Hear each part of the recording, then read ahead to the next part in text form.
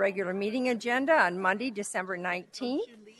And just a reminder, after we finish this, we will be going back to our work session. Is this same? Okay, thank you. So would you please join Councilmember Campbell in the Pledge of Allegiance and stay standing for the invocation. I pledge allegiance to the flag of the United States of America and to the republic for which it stands, one nation under God, indivisible, with liberty and justice for all. Please bow your head in prayer. God of all creation, we thank you for this day and the many blessings we have received. We thank you for the people with whom we have been in contact with, our family, our friends, and strangers we meet every day. We thank you for the ability to use our minds to discern your will and work to create a strong and healthy community. We thank you for our community and all who serve it, for those who teach and for those who protect, our police, our fire, our military, who serve here in our city and abroad, for those who clean and those who repair, for those who work in our parks and those who work on our roads, for those who plan and for those who make our plans happen, for those who heal and for those who counsel, for those who govern and those who elect, for all who live into the best example of what it means to be a citizen. We thank you for our community. As this meeting begins this evening, I pray for each person here. Give each person clarity of mind, creativity, compassion, due diligence, integrity, and a sense of humor. Give them listening ears and thoughtful words. Give them presence of mind and an open heart. Be with all of us as we go through this Christmas season, never forgetting what the real reason of Christmas is. Amen. Thank you, Councilman Campbell. That was very nice. All right, we have one. Oh, we don't have one missing. All right. Councilman Osborne has just joined us. So now I can honestly say we are all here this evening. So we'll go to the communication. We have one communication item tonight. The staff will introduce the council to a new city construction project's website and new informational signs that will accompany publicly visible city-initiated projects. Assistant City Engineer Keith Brown. Hi, Keith. Good evening, Mayor and Council. Thank you for the introduction. Keith Brown with the Engineering Department. And as you mentioned this evening, we're excited to present a new CIP project mapping tool that we will be launching to inform the public on city CIP projects that are soon or under construction. Soon to be under construction or are under construction. I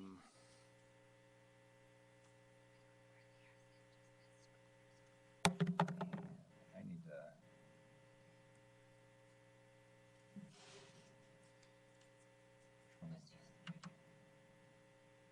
Apologize. Okay. This mapping tool will be located on the city's website under the engineering department page, which you see up there on the slide. It's common for residents to call about construction activity they see throughout the city. This mapping tool, along with some updated project signage, and could you pull that microphone just a little bit closer, please? A little closer to me? Yeah. Okay. Thank you. So this mapping tool, along with some updated project signage that you can see in the middle of the image up there, will help address many of the questions that we receive as calls come in regarding projects.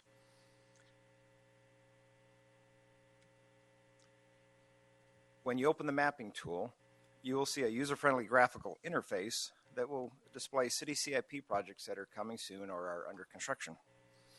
There are several different ways to search for a project by either using the map itself to locate a project, and they can click on that map, zoom into it, and if they know where a project is, they can just go to it on the dots. And there's also another, they can search by project name, a project type, and even by area of the city if they know the general area. So there's several ways that they can look for a project on there.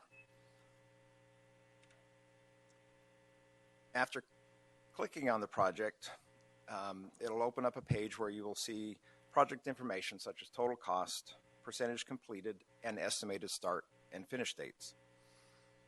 You will also see a brief description of the project and the design or construction status. We have also provided contact information for the city's project manager so that citizens may have their questions answered directly. The website also identifies the latest public engagement, such as a public meeting, a council meeting, or that has either occurred or is going to occur. We have also provided, at the bottom of the page, there are pictures that will showcase the project and give citizens a glimpse of the project, construction, or other interesting details, especially for projects that are not easily visible from the roadway. It's a great way for the public to see and understand what the project entails. We also want to help the public easily identify a city project as opposed to just a private development type project. So for this reason, we worked with the communications team and developed a updated project signage that will be displayed at city projects. They are designed to be easily readable as a motorist is driving quickly past a construction site. It gives a quick tagline on what is occurring at the site and identifies a duration for the construction activity. This is an example of a sign you will see at city project sites. The sign also gives the resident information on where they can go to get additional information on the project via the project mapping tool that I just showed you. The new website and sign has been made possible by working with both the ITS department and the communications division. Our project managers are excited to utilize this tool to provide better communication with our residents on how we are making Goodyear a better place to live. The website will be launched later this week, and the project signs will be going up as new projects are initiated. And with that, I thank you for your time and would appreciate any. Thank you, Keith. I'll ask the council if they have any comment. I'll just say I love that sign. So who would like to be first? Vice Mayor? I really do like it because I know we get a lot of calls from people who, what's that project? And, you know, and they maybe not give the exact area, so we have to go find out where it is. So I think that's great. I do have two questions. How often is that going to be updated, like the percentage that it's complete? And is this also going to work as an app or just a website? It will be updated monthly. Mm-hmm. So at least once a month it will be updated. And it does work on mobile phones as well. We've tried it on the mobile phone, so it does. I don't know if it's necessarily an app, but it's compatible. I can pull it up on the phone and do the activities on it. I know that. Okay. I like your explanation. I would have said about the same thing. So. Councilman Pasillo. Yeah, we have noticed that most people get our information from either our InFocus or our website, so I appreciate what you're doing to put this out there. The only thing I would suggest is if it's a new project that just started, I wouldn't wait the 30 days. I would just go ahead and put it out there so that it's there. I mean, if you're looking at routine updates, 30 days probably not bad, but if it's brand new, it'll probably eliminate some of the calls you may get on what's going on here. Is if it's new, to get it out on the website. Certainly. Thanks. Councilman Campbell. Well, I really would like to see that it get tagged on to our Goodyear app already, that there might be a link to it so that if we go to the Goodyear app, we can see this as well. I've seen this at NLC at the National League of Cities. There's millions of not millions, I shouldn't say that, excuse me. There's lots of cities all over America that do this, and it's wonderful because then the residents feel like they're a part of the project. They know what's going on. They're not the last to know. I know that most lay people who drive by a project, they have no clue what the name of the project is. So I appreciate that we can just hunt for it by the location because we can at least click on it, but we're not going to know what the project is called, and we're not going to know what type of project it is really. when you stop and look at some of the things they do, you have no clue that they're laying just some fiber optic cable. You think they're building a new intersection or something. So thank you. I think this is wonderful, and it's a great way to bring our residents up to date on what the city is doing. Then they'll know how busy we really are and how we are improving the community. Councilman Stipp. Keith, is this just for, Councilmember Campbell just brought up a good point. You know, we do a fiber optic line, that's a couple of days. You're not going to go out and post a sign for a 2-day project at the intersection of Bullard and McDowell because they're drawing a fiber optic tube through there, are you? Yeah, we wouldn't do a project signage for something of that nature. So even though that's funded by CIP, so this is truly roadway projects, sewer projects, water projects. Significant projects where traffic's going to be impacted for a period of time. Projects where they'll drive by and see day to day. Would the installation of a traffic signal meet this standard? It could, yes. It could. So I think it's awesome. You know, I absolutely agree with Councilmember Campbell. And I guess the reason for, you know, those are the questions that come very frequently. What are we doing there? What are we doing here? And is this project living in engineering, or is this a communications project? Because if this is living in engineering, no offense, but I don't think you're not the right guys to do this. I want you engineering. That's what I want you guys doing. I want the communications people communicating. So is this an engineering project, or is this a? Do you mean engineering can't take a hammer? The website. ITS built the mapping for us. They did a wonderful job. I was very impressed. Oh, it is. How they did that. Communications has helped create it, provide the presence and the signage.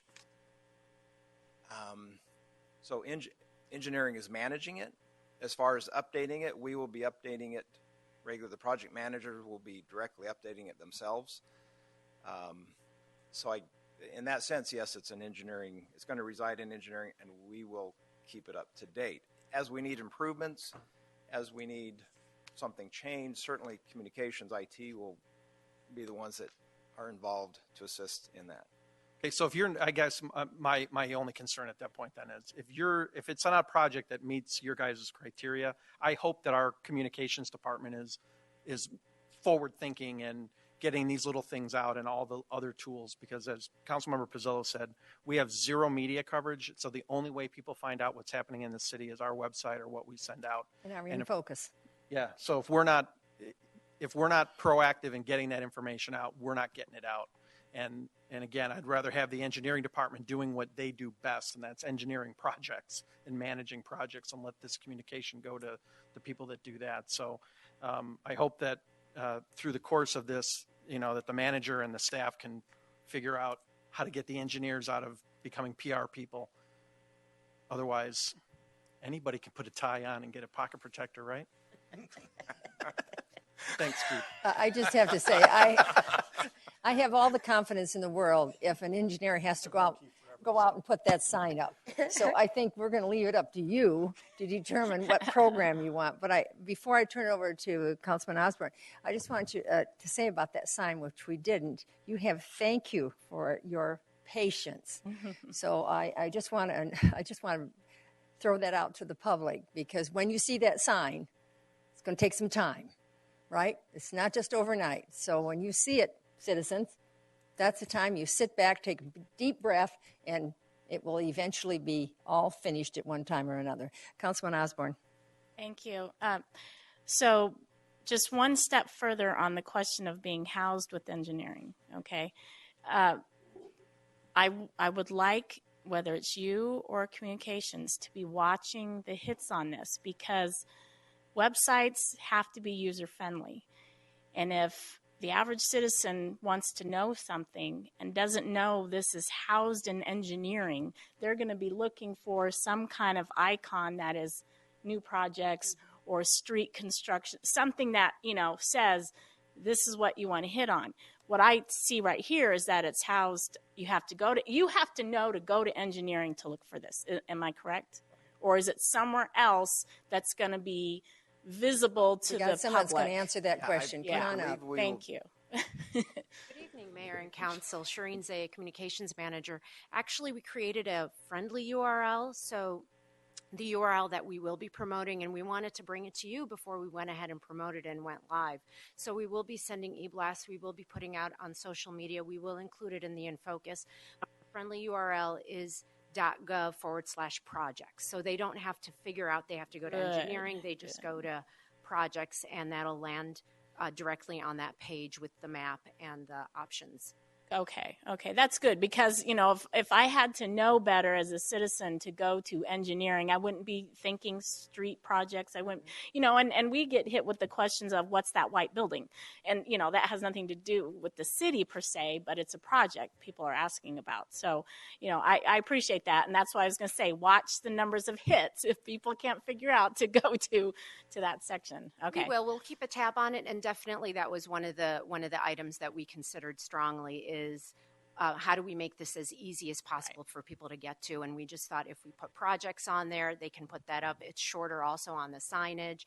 It's something more simple for them to remember. And the signs, they look very vivid, and I do appreciate that. Right, thank you. Okay, great job. Thank you. Thank you.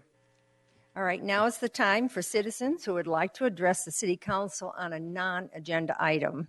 Are there any speaker cards? No, Mayor. Does anyone in the audience like to speak? All right, well, let's just go on with the program. And so, will the city clerk please read consent agenda items from 6.1 to 6.6 by title only, please? Item 6.1, approve the November 2016 budget transfers. Item 6.2, rescind the July 9, 2007 approval of the Sedaya Parcel 3B final plat in its entirety, and approve the final plat for Sedaya Parcel 3B.2, subdividing 30.58 acres into 87 single-family lots in 2 tracts, generally located at the southeast corner of Perryville Road and Camelback Road within the Sedaya Planned Area Development, subject to stipulations. Item 6.3, approve the final plat for La Ventia Phase 3, subject to stipulations. Item 6.4, approve the final plat for Estrella Parcel 3.14, subject to stipulations.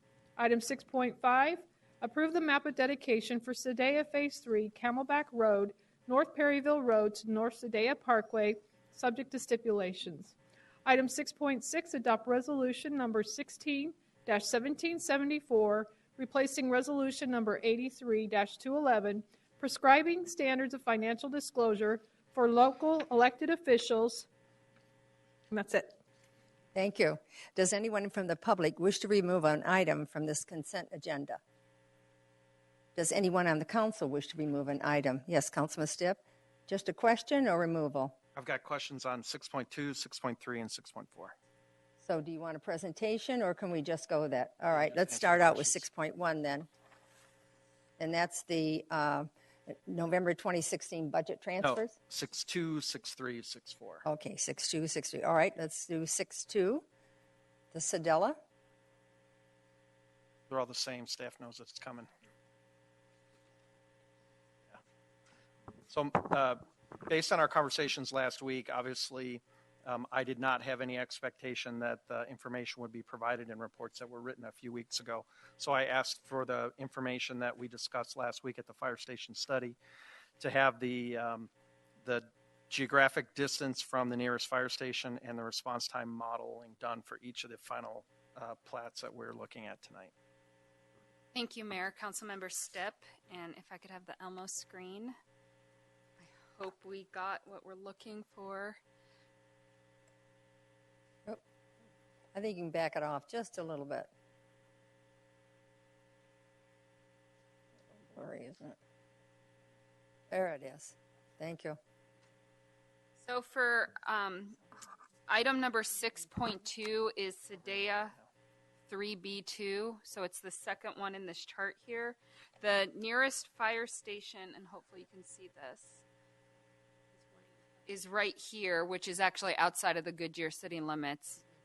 And you can see the shortest path would be about 2.96 minutes, a little less than a mile. The longest path is 3.76 minutes away, 1.38 miles. Then the secondary fire station to respond is the Pebble Creek Fire Station right here, and that is 10.41 minutes away or 4.7 miles. And then the longest path would be 11.2 minutes away or about 5 miles. So moving on to item 6.3, the La Ventia Phase 3, which is the third item here on this chart. So that's located about right here. First, it would be responded to by Fire Station 184 on Yuma and Saraville, and that is approximately 4.89 minutes to the shortest path, or 1.94 miles. The furthest point in the subdivision away would be 5.22 minutes, or 2.11 miles away. The secondary station to respond is the Pebble Creek Station, 185, which is 6.8 minutes away, or 2.9 to the shortest distance of the community, and the longest would be 7.14 minutes away, or about 3 miles away. And finally, Estrella 3.14, which is located about right here, would first be served by the Estrella Fire Station 182, which is about 2.35 minutes, or 0.67 miles. And the longest path is 2.76 minutes, or 0.88 miles. And then the secondary response would be the Buckeye Valley Station, which is 11.27 minutes, or 5.13 miles, or the longest portion is 11.66 minutes, or 5.33 miles. Are you fine with that?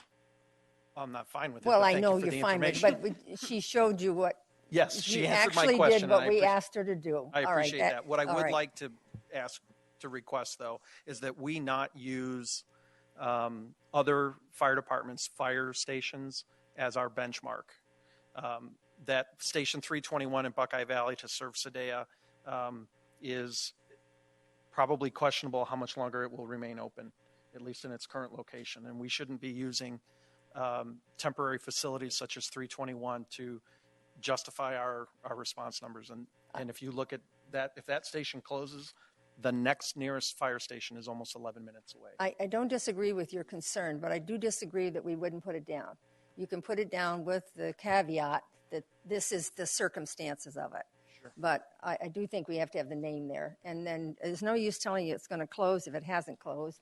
So you need to, it works both ways. It makes people more aware, okay, at the distance. So it does tell a story. Kind of agreement with that one? Okay. Is that enough, Bill? Yep.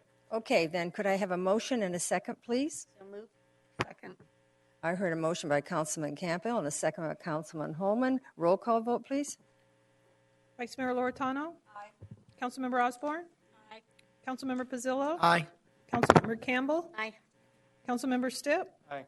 Councilmember Homan? Aye. Mayor Lord? Aye. Passes 7-0. Yeah, let's go to the business item. And again, Council, we just refrain from asking questions until the presentations are complete and there's a motion on the table. So 7.1 is an item to consider the options for La Jolla Vista pedestrian walkway. Developer Services Director Christopher Baker to present.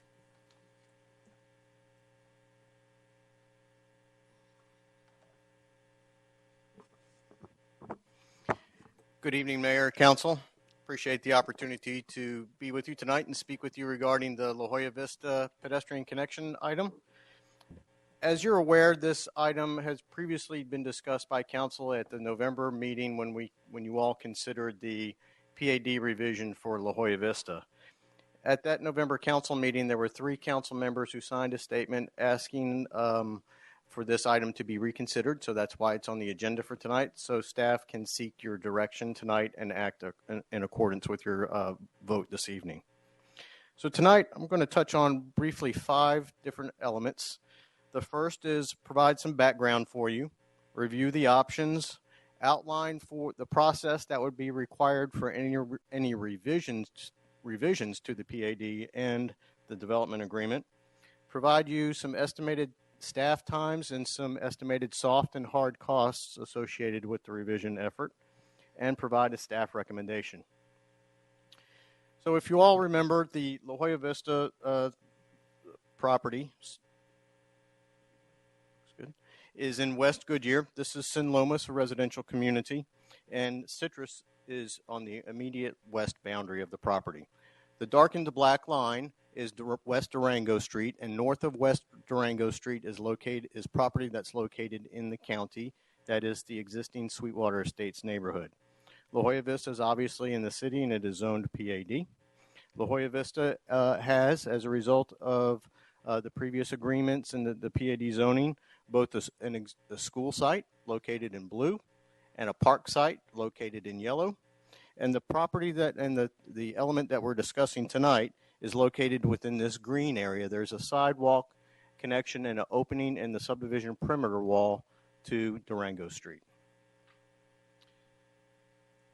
As a result of the concern from Sweetwater Estates many years ago, let me back up 1 second. The original the original La Jolla Vista plan had a street connection to Durango, approximately in this location. As a result of concern and input from the Sweetwater Estates residents, the compromise was achieved of have a break in the subdivision perimeter wall and have a pedestrian connection at that point. Those stipulations were included in the PAD zoning ordinance from 2005 and 2006, and it was also referenced in the development agreement in various places as well. As you're aware, the Sweetwater Estates residents came to the November City Council meeting and also attended the October Planning Commission meeting and spoke in opposition to the most recent PAD amendment, not in terms of revising the lot sizes for parcels 4 here and 6 here, but in an effort to bring the attention to Council's consideration for deleting the stipulation of the sidewalk connection.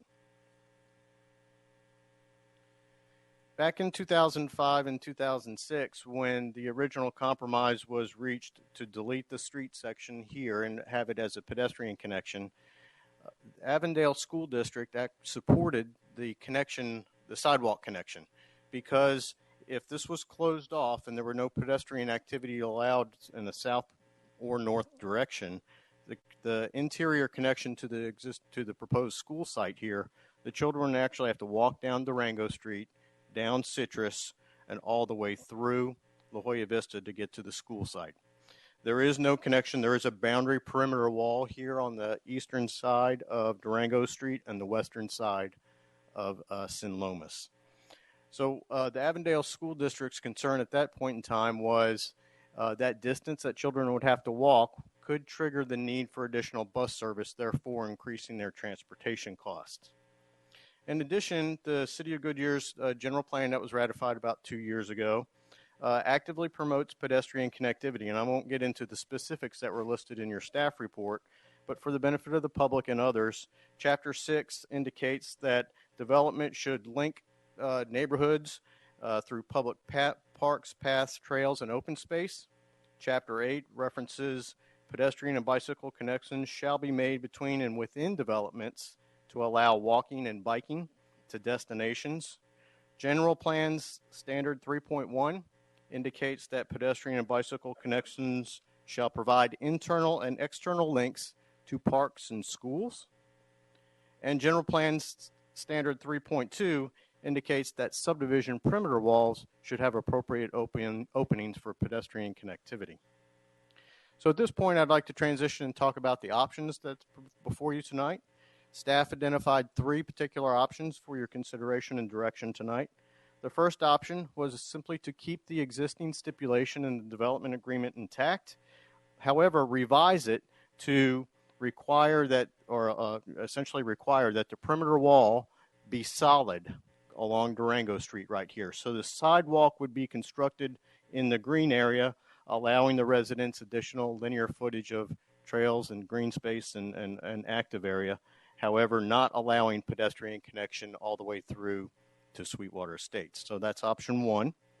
Option 2 would delete any and all references to the pedestrian opening in the perimeter wall and the sidewalk out of the PAD and also the development agreement, and that would result in a solid perimeter wall being built along the entire southern border of Durango Street and no pedestrian access north or south. The third option would be to take no action which would result in the sidewalk being constructed and the pedestrian opening in the perimeter wall being constructed as well. So at this point, I'd like to transition just to briefly talk about the process, if I can, for a moment.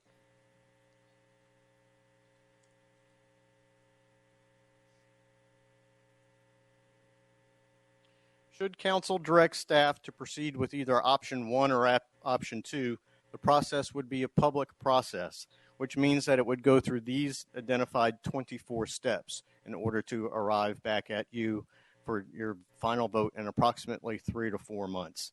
I won't read them, but just as a synopsis, we'd have to enter into some negotiations with the property owner in order to reevaluate the development agreement. We'd have to go through a citizen review process. It would be public hearing, obviously, at the Planning Commission and at the City Council level. And you would also vote on both the zoning change to the PAD and a revised development agreement as well.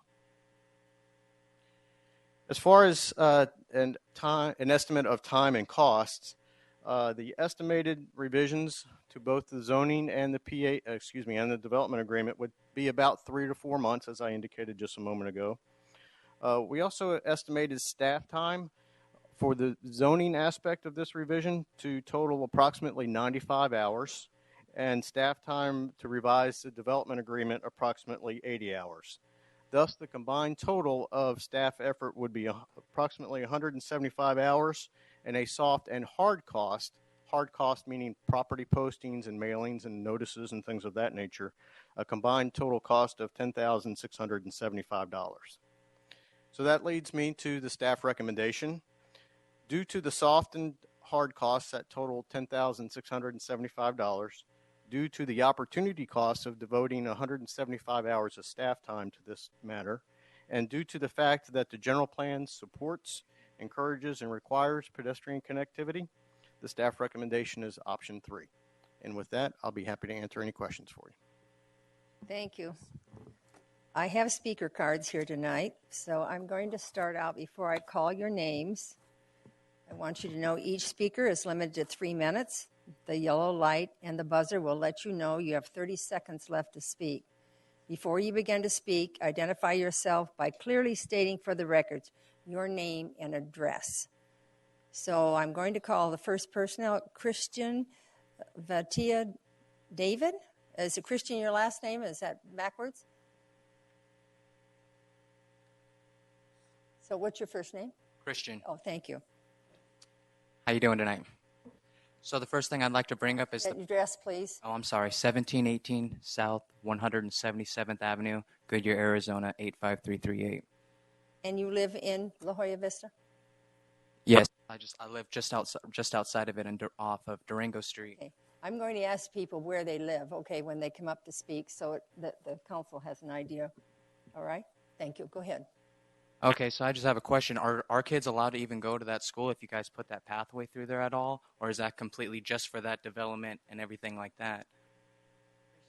And also, too, I'd like to bring up the fact that there was burrowing owls over there, and I don't know when you guys are going to start building and everything, but they're protected by the Migratory Bird Act. They're not endangered, but you guys can't even start building or doing anything for those anyways. And like I said, I'd like to know about the whole school situation, because honestly, there's no reason for anybody to even come through there at all. If already went right when those houses just to the right on the image have already been built. One of our neighbors was broken into, and he caught the person hopping over the wall with a wheelbarrow full of stuff. Not saying it's going to happen, but it can.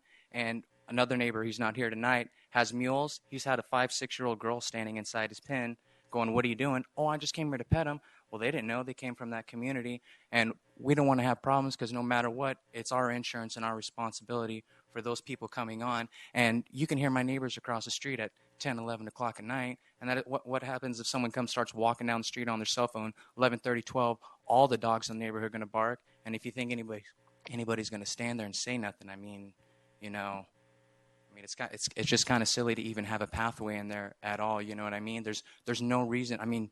Yeah, they got to walk, but I'm not making money off of it. That's their problem to figure that out. And another thing, too, on the whole backside of Durango, see if you guys can actually have just 1-story houses instead of 2, So we don't have all the neighbors that are retired and have their kids and all nice toys and stuff, have everybody looking in from the backside of their whole entire property, if you know what I mean.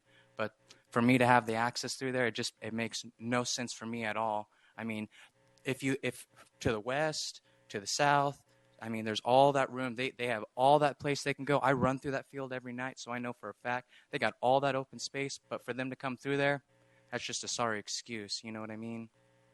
Thank you very much. Did everybody get the different concerns he had? Thank you very much. All right, thank you. Christopher, do you want to address some of those? Is that what you're going to do? Yes, ma'am. I was just going to clarify the school statement. That is an Avondale School District site. It's a public school, and it's proposed to be an elementary school, just for council's consideration. Did Mr. Christian understand that? Did you hear what he said about the schools? All right. Thank you very much. All right. The next one is James Bone.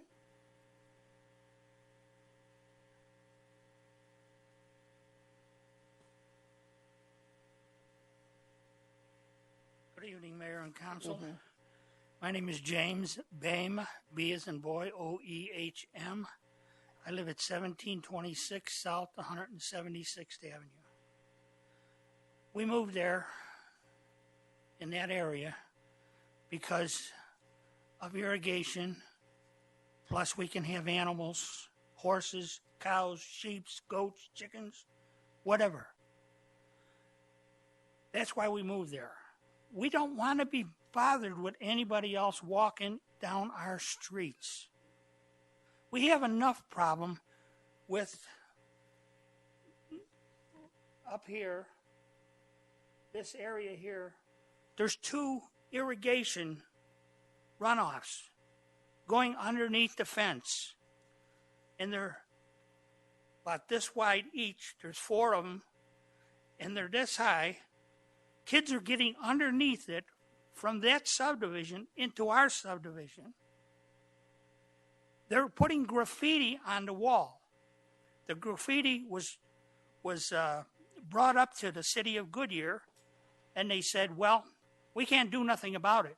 It's on the west side of the wall. We don't want these kids in our neighborhood. That 5-year-old girl, they get underneath this walkway, this block wall. We need to have a steel,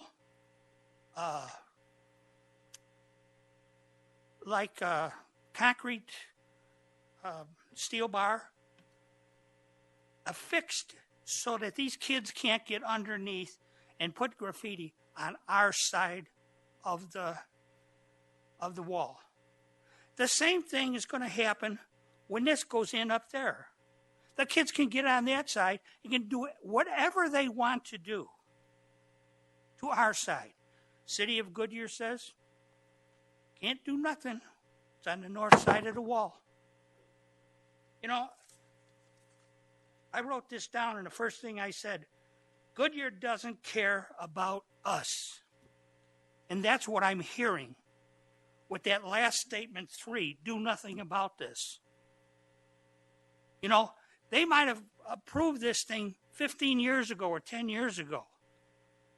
But we moved in there. I moved in there 12 years ago. I knew that something was going to go on out there. And I didn't know all this stuff was already prearranged in the street that was supposed to go in there, you know. And now they deleted that and just want to put a walkway. We don't want the walkway. We do not want the people in the subdivision to come into our subdivision. We like the way we live. I know just about all of the people in my subdivision. I talk to them, I say hi. My wife is a pastor at the church on Durango between Yuma and Van Buren. Thank you, sir. You're going to have to wrap it up now. Well, God bless you and your council. Thank you. And I hope you really, really go in our favor. Thank you, sir. Because we need it. And so you're in the Sweetwater community, is that correct? Right, the Sweetwater Thank you very community. much. I'm sorry. All right. The next one is Taylor Earl.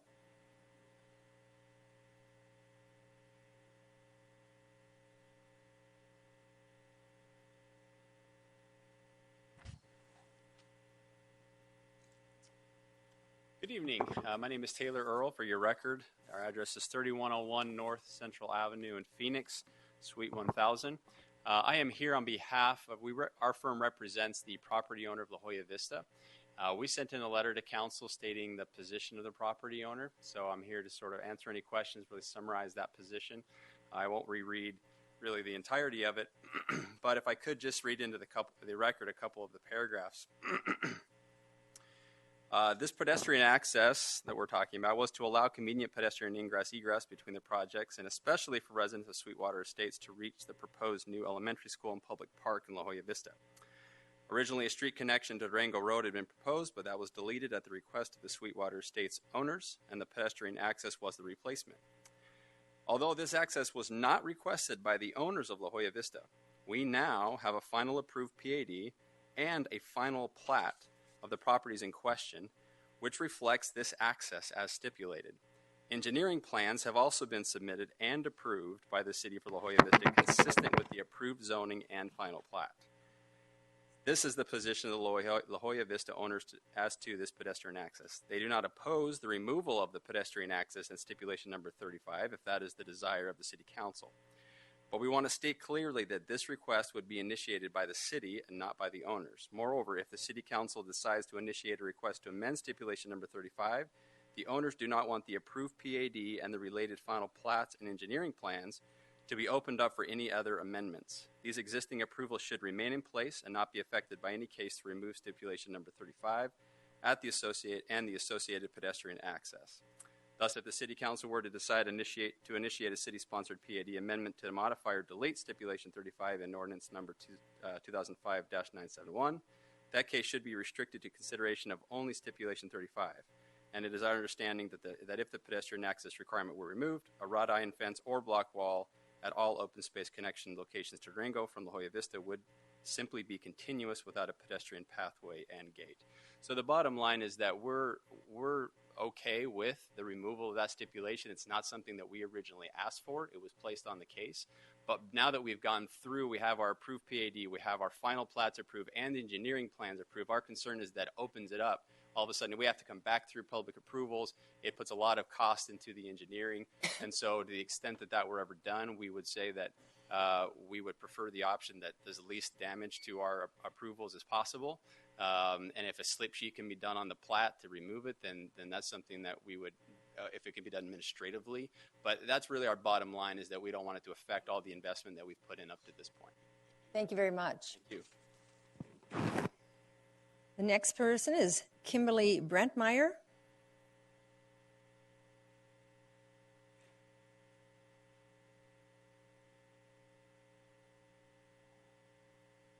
Good evening, Mayor and Council. Thank you for the opportunity to speak. I'm Kimberly Brent Meyer. I live in Sweetwater Estates at 1802 South 177 Avenue. It's been said that tall fences make good neighbors. We want to be good neighbors, but we don't want the encroachment of a new neighborhood into our community. We prefer to preserve our way of life, which is definitely going to be different than the way of life of a new community coming in. We aren't able to afford the liabilities that we'd be responsible for the pedestrians coming into our community. We don't have sidewalks. We don't have lighting. We have open irrigation ditches. There's just opportunity for accidents to happen, and we just can't be responsible for additional pedestrian traffic in our area. As far as the school access, by the number of people from our community that have stated that they don't want the access, I don't know that there are that many school children that would be utilizing that. As well as in our community, we're used to walking a distance, so the little extra way that they would have to walk to school, I don't believe would be an imposition to any kids who would choose to do so. I haven't heard from any representatives from the school district to know that that was the original intent, was for the students to walk through that pathway.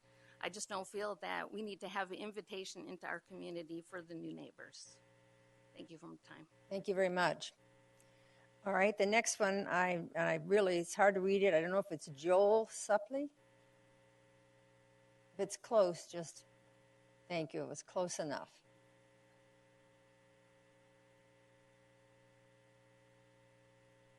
Joel Supley, 1817 South 177th Avenue, Goodyear, Arizona, Sweetwater Estates.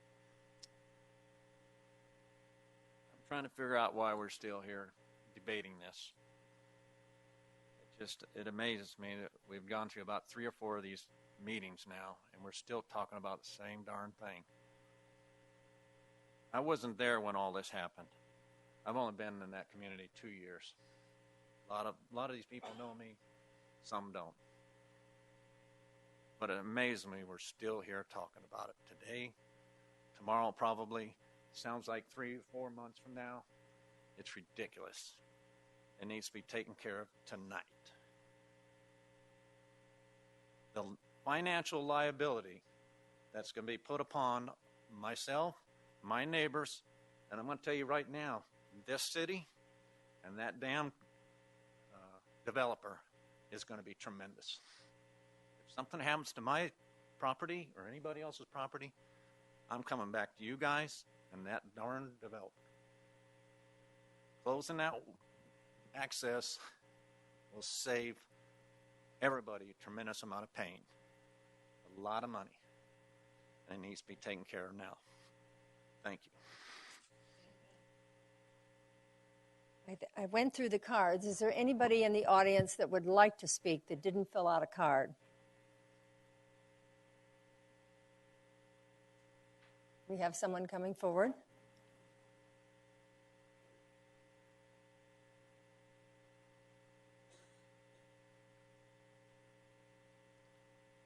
Good evening. My name is Ken Bradley, 1901 South 177th Avenue. My house is right there. The opening is going to be right across from my house.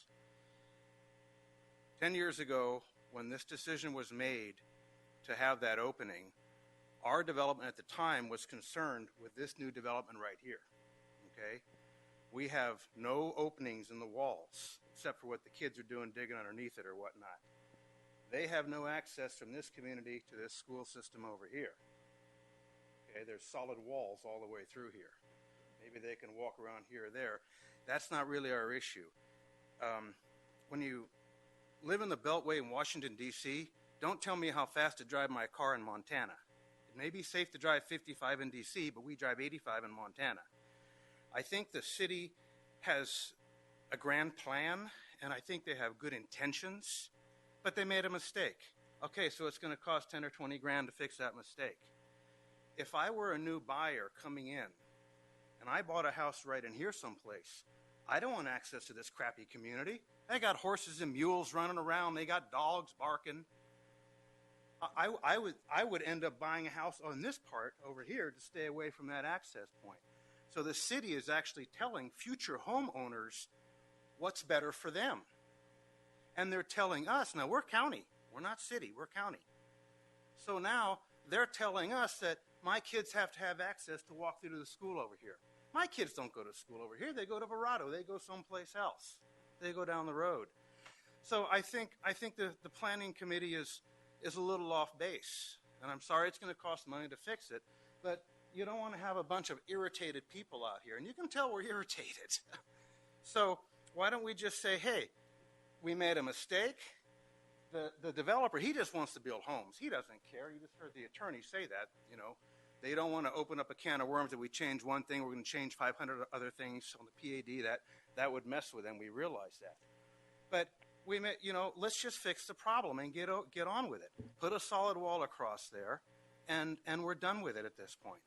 Otherwise, here we go. Like Joel said, here we go more and more and more and more. So that's essentially all I have to say. Thank you. Thank you.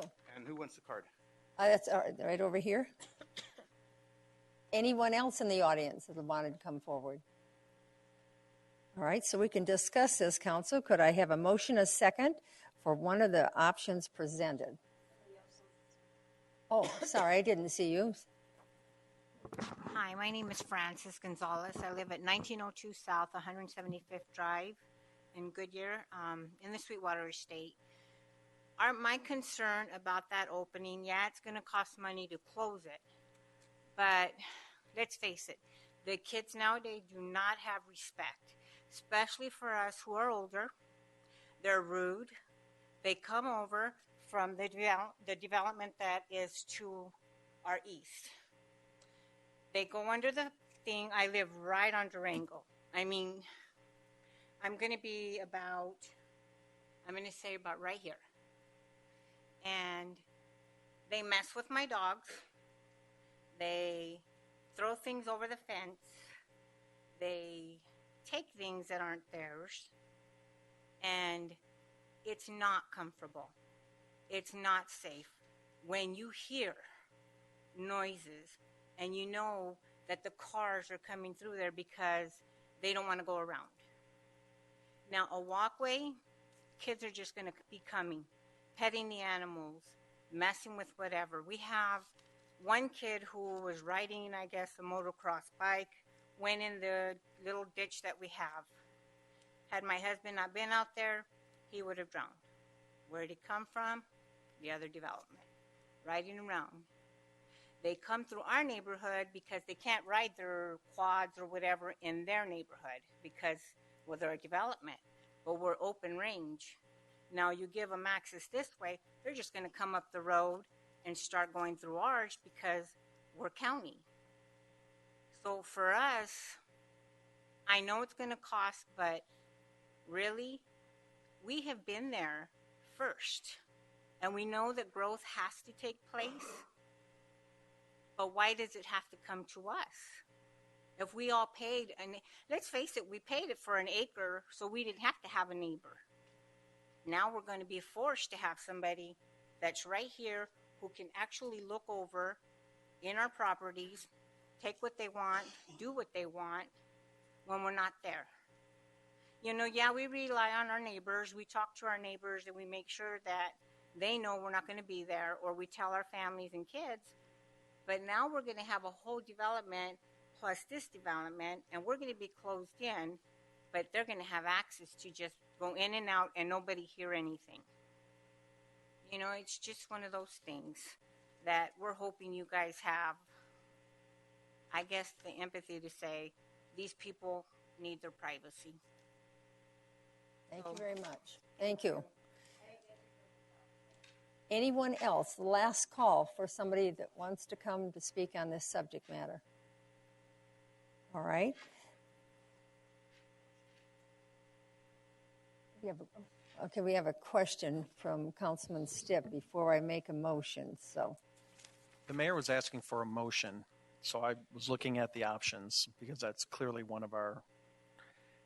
I don't really understand the difference between option 1 and option 2. but can't we discuss that when we Well, make I can't the make a motion to adopt option Oh, 1 or I would- adopt option because 2 if I don't know the difference between Yeah, the that's two of true, them. because I just want a conversation. Yeah. You really are. We really should be able to discuss all three of them. I don't know how we do that, so. Well, we'll make a motion on one of them, but I want to know Yeah, which one okay. is right. Madam Mayor, in the past, we've had multiple options. You have had some discussion prior to settling on where you want to make the Okay, motion. all So right. that may be All an right, option thank you. for you this evening. Okay, we're going to do that right now then. Go ahead, Bill, ask your question. Okay, so tell me what the difference between option 1 and option 2 is, because they both, neither one of them allow the perimeter, the pass through. Mayor, Councilman Stipp, that's correct. The difference is that I should have brought my sheet up. They're both the same, meaning that the perimeter wall along the opening right here would be deleted. One of them would require the sidewalk within this dedicated green space, open space area, and it would simply terminate at the wall, if that makes sense. So these residents, if you lived in this home here, you could go down this way, go this way, get to the park and school. So the sidewalk would be constructed, but the opening to Sweetwater Estates would be closed. Which option is that? You just spoken? Well, Yeah, you need to. sounds like 1 and 2. I think we're a little confused. Well, excuse me 1 second. All right, take your time.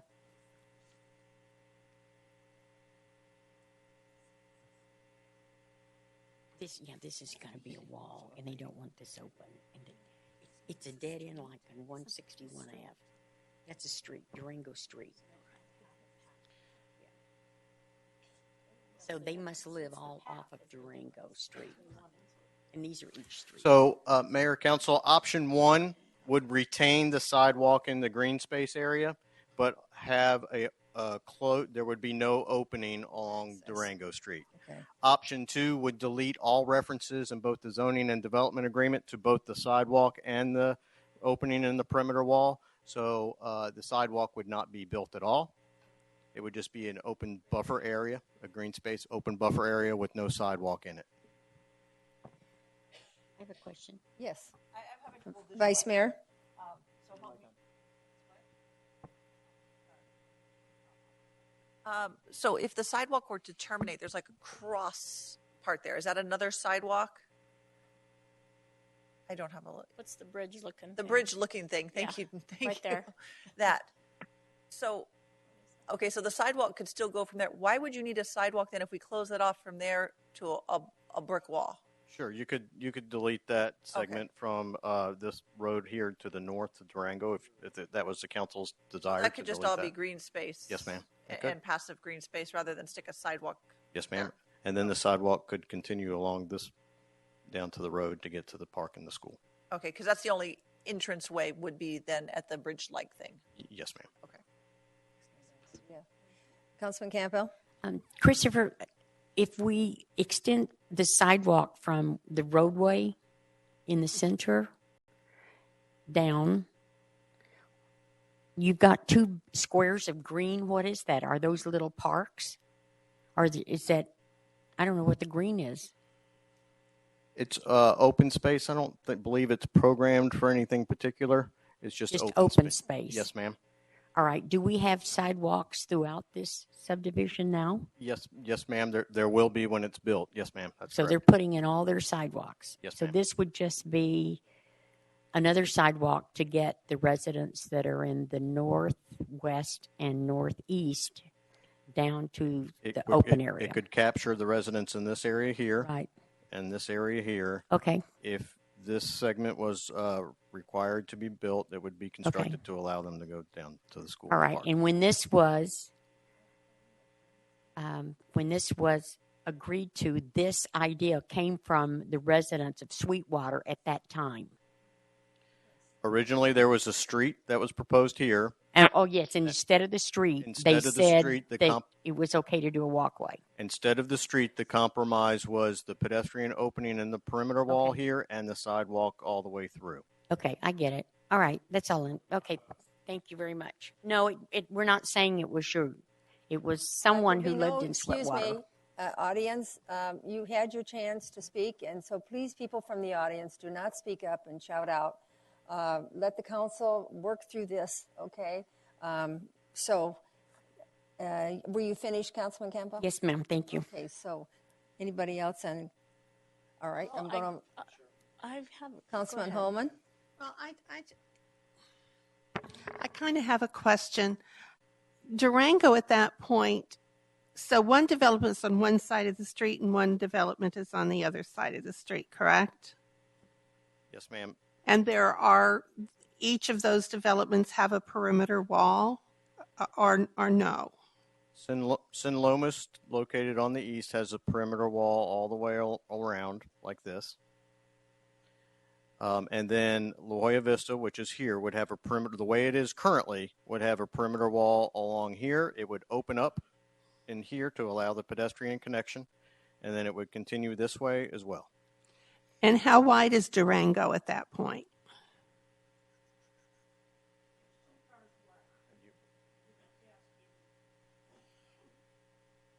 Where's engineering? Does staff have a comment on that? The right-of-way Question? is 60 feet, and it is a 2-lane road. Thank you. Okay. The thought that came to my mind, because we have this trouble in our neighborhood, if people are determined to get from one side to the other side to have a path, they will find it, whether it is built in or not. They will remove blocks from walls, and they will do whatever needs to be done. So that whether, throw their bike over the remaining wall and jump across, and we happen to have that kind of a challenge in my neighborhood. I'm always watching for blocks to start coming down, because eventually it gets down to the ground. So those are kind of the thoughts that come to my mind. If you don't provide it in some kind of structured way, they will make it in an unstructured way. At one afternoon, I counted 33 people that had gone down my street to get over the wall. And some were kids and some were not kids. Those are the thoughts to come to my mind, because there is a natural break then between the two subdivisions, but the concern is that people would have an opening to get to Durango. Pedestrians would have an opening to get to Durango and then perhaps come and get into the Sweetwater. Is that, am I understanding that correctly? You can't talk to me, but is that, you can nod your head. Thank you. I'm just trying to understand the. I think we all are. Thank you. You're welcome. Anybody else on this side before I go? Councilman Osborne? So originally with this plan of this open pathway to get onto Durango, on the other side of the perimeter wall was there to be a sidewalk lining the entire section there on Durango Street on the applicant side of, obviously not on Sweetwater Estates, but on the applicant side, was there going to be a sidewalk? On the south side of the right-of-way of Durango, there's pedestrian improvements and landscaping and an articulated subdivision perimeter wall. So there's a whole package, if you will, of improvements that's proposed on the south side of Durango Street. So I guess the question I have is that, especially after we just had a conversation as a city on sidewalk maintenance and what it costs, if you don't have, if one of these options is removing a section of, whether it's the entire sidewalk on the interior in the park area, or if it's just removing the sidewalk that is, and I don't have my, I don't know, is that south of that little roadway that we just talked about, the vice mayor had pointed out, the other side of, right, the bridge looking thing. So, right. No, the other side, north. Christopher.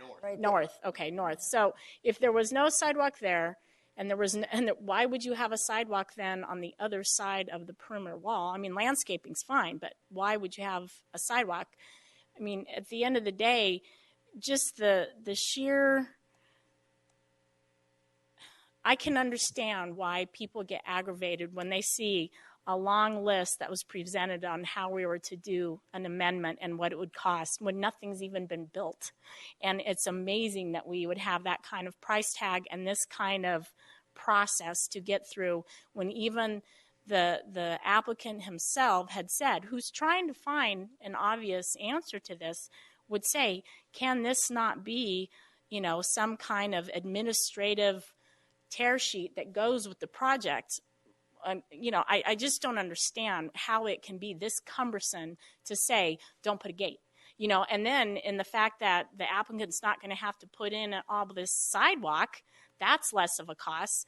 So it just seems like there's an answer here, and it shouldn't be this difficult. So I will leave it at that and hear what the rest of the council members have to say. Councilman Bazzillo. I'm going to follow right up with Councilmember Osborne because I was kind of going in that same direction, and I'm going to ask a question of the attorney. What's the quickest, cheapest way to get this done? I mean, is it going to take 3 months because of a process, or is there something that council can do to speed this up? There is nothing? Members of council, the issue you have is you have a zoning stipulation, and to change zoning stipulations under Arizona law, you have to go through a public zoning process. Could you speak up? I want the people to know that the Arizona law. Yeah, under Arizona law, if you're going to change a zoning action, which is you've rezoned a piece of property, you've attached stipulations, those have gone through a public process, had public input, had public hearings. If you're going to remove those stipulations, it's a rezoning. And Arizona law stipulates the steps you have to go through in doing a rezoning. What's also complicating this matter is this stipulation is also contained in the development agreement. This is one of the West Goodyear development agreements, which we've amended numerous times. Mm-hmm. So we'll have to go back, work with the developer and their attorney to remove references in the development agreement to this stipulation, where it lies throughout that document, however council directs. And then we'll need to bring back the zoning after the public process, as Mr. Baker outlined to you, and then bring back an amendment to the development agreement. So this one, it seems like it should be simple, but because of Arizona law, because it is a zoning stipulation and it's in the development agreements, it's not. It's not an easy matter. And it delays the developer how long? I would defer to Mr. Baker, but I mean, they're Could you more or put less that- done with this development as far as planning and engineering and entitlements. So it is a process. Yes. We- I asked the question how long it delays the development. Mayor, Council, we anticipate that the revisions to the development agreement and the zoning change to the PAD would take about 3 to 4 months or so.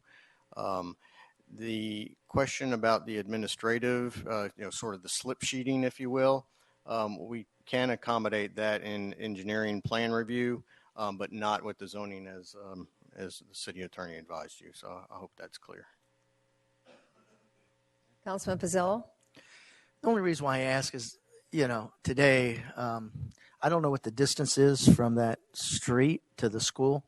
I don't see a whole lot of kids walking there. I know maybe the intent initially was to create that so that the kids could walk to school. I don't see that happening. I really don't. The distance. The green space is nice. I don't know what the thought process was at the time to open it up.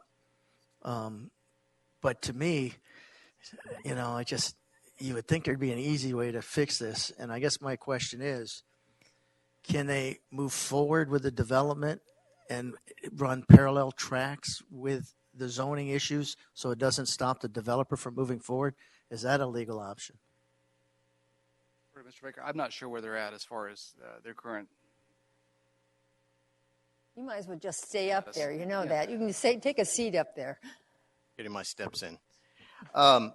Phase 1 of La Jolla Vista is this area here, and it's slated to go first. I'll defer to the legal representative of La Jolla Vista on what their construction timing is. At this point, I'm not entirely aware of that, but this would be phase 1. So if the council directed staff to change the PAD and the development agreement, we would be working through that process, and if that overlapped some, we would have to figure out a way in order to do that. So you're saying if they wanted to start the construction, we could work with that? Yeah, if the developer wanted to commence construction when phase 1 here, yes, ma'am, that we would find a path forward to not hold them up over a sidewalk if the council gives us that direction tonight. Okay. Councilman, wait a minute, I'm going to go here.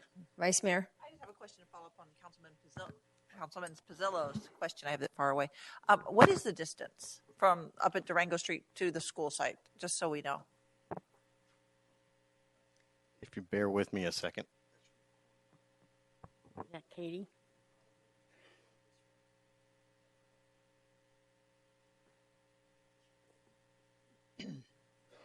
Looks farther.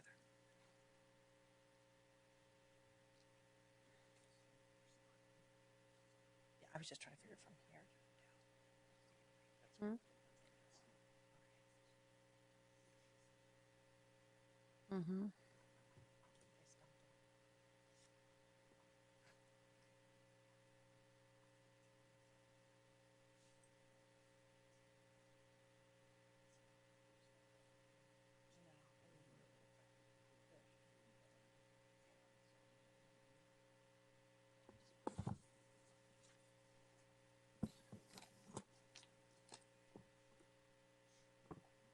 Mayor, Council, I'm colorblind, so if I get my colors mixed up, I apologize in advance.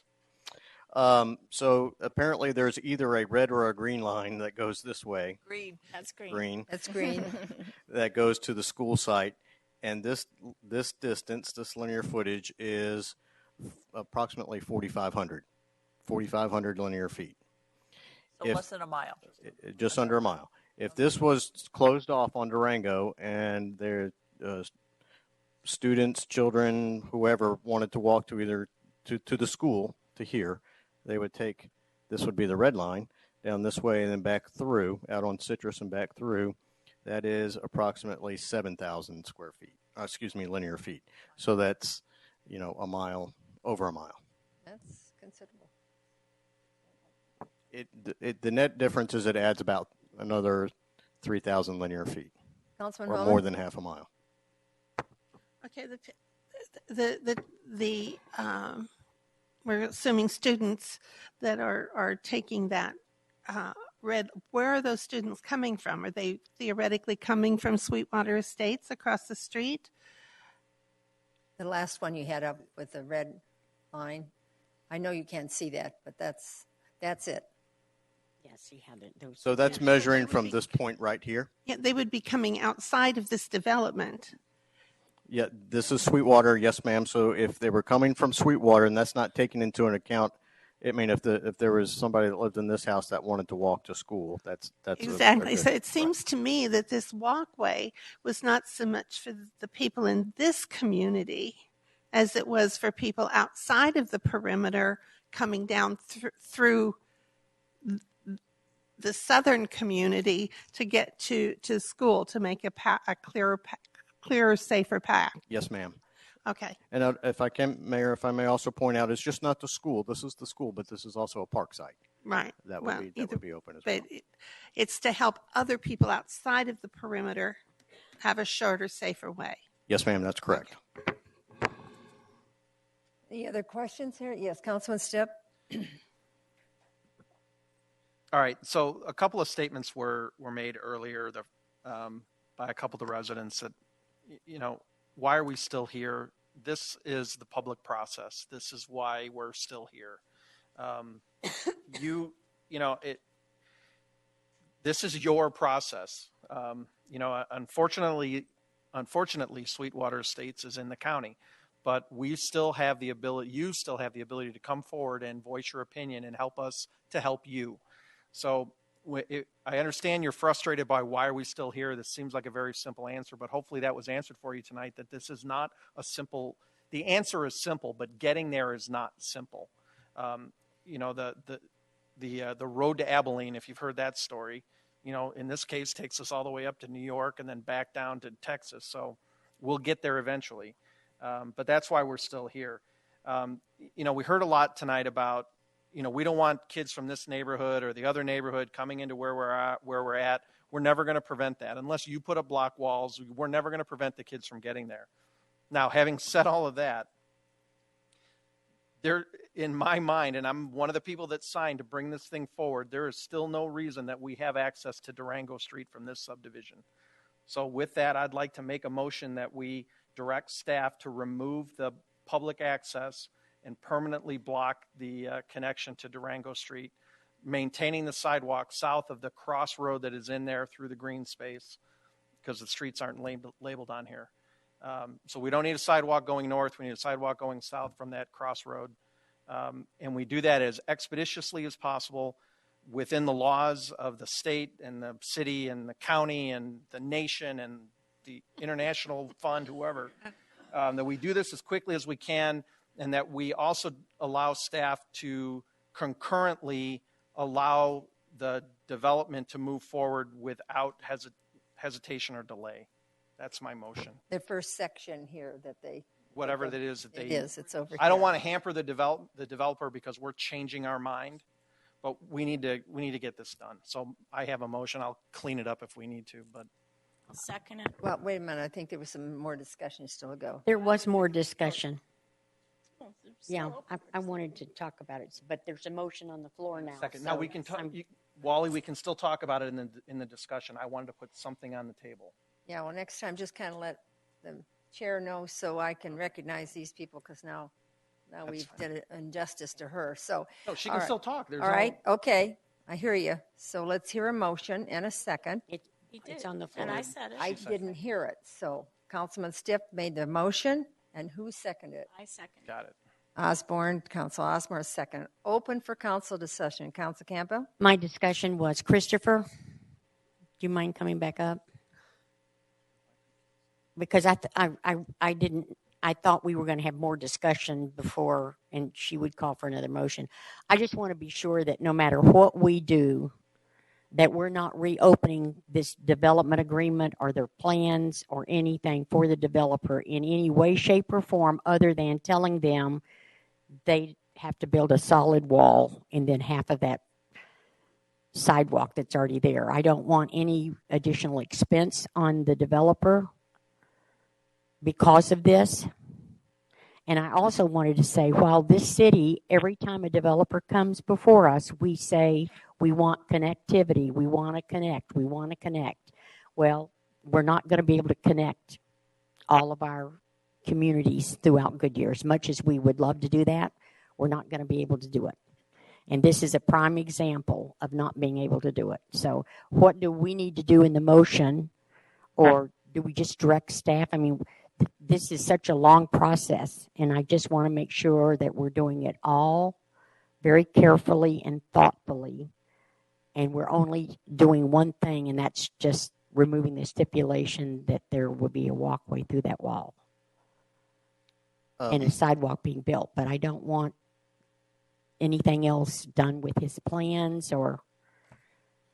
So Mayor, Councilman, or Councilperson Campbell, the scope of the revisions would only be limited to closing off the pedestrian opening on Durango, and in accordance with that's the direction you give us, with Council Member Stipp's direction, the sidewalk from this road here north to the wall. And you could do it with a tear sheet so they don't have to apply for anything additional that's going to cost them money? As far as the revisions to the engineering documents and plan sheets, we can do that as slip sheets, if you will.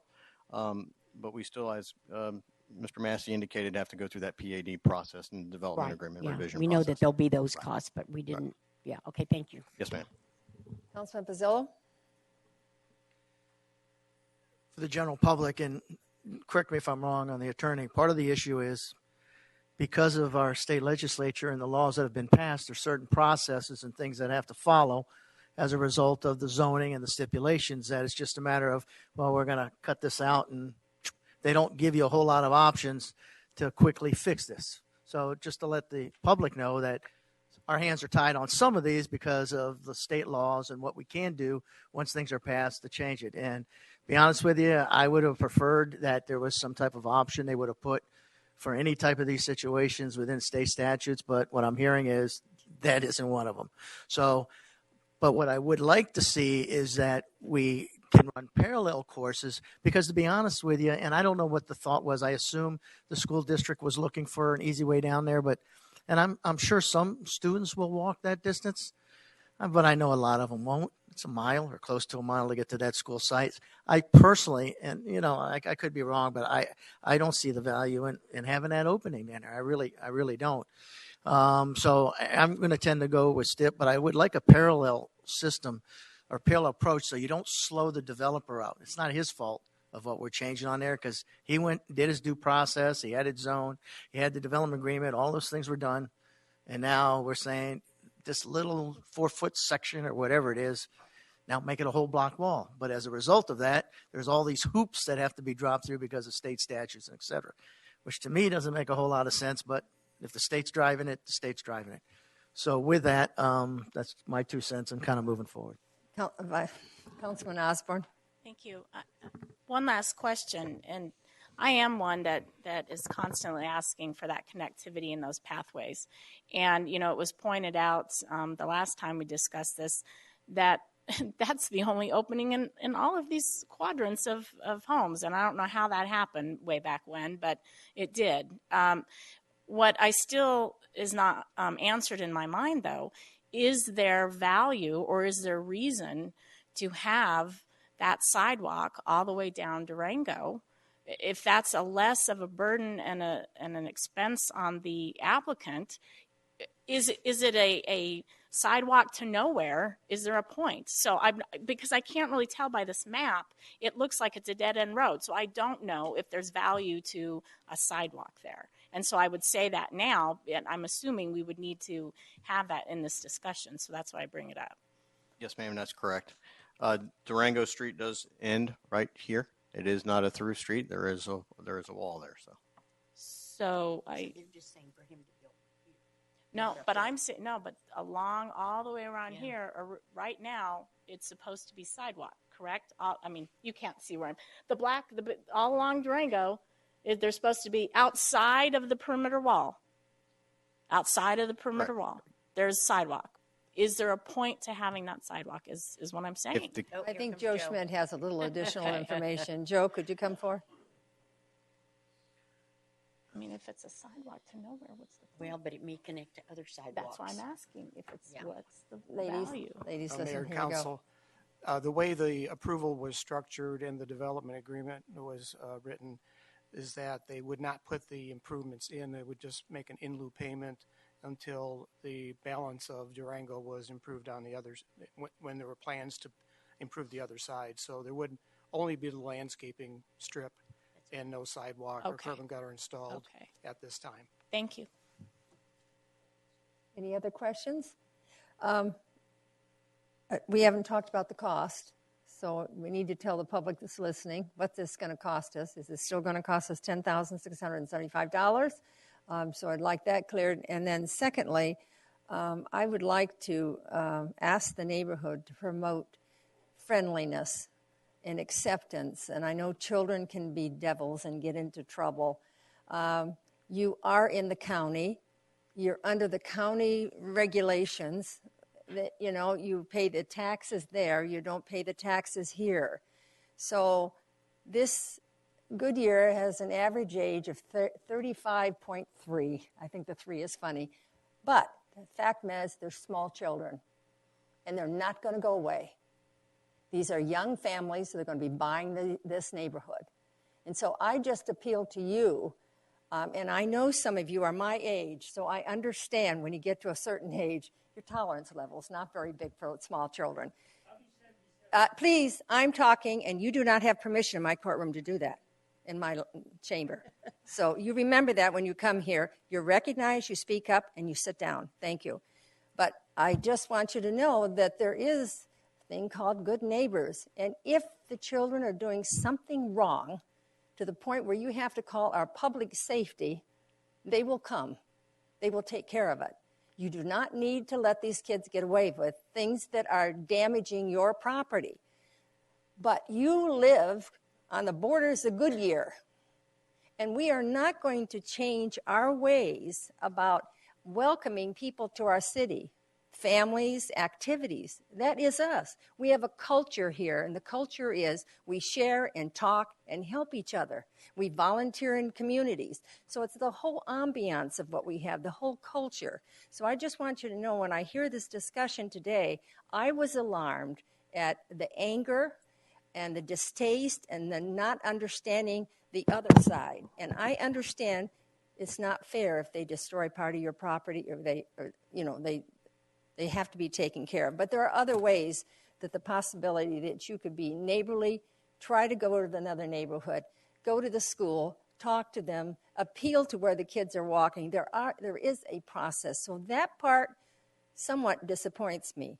But I think you're right, Bill. I think we need to take care of this. So are you all ready to vote for this? We're ready. And do we know exactly what that motion was? Do you have it down? That's what I was worried about. So, They're waiting for the recording.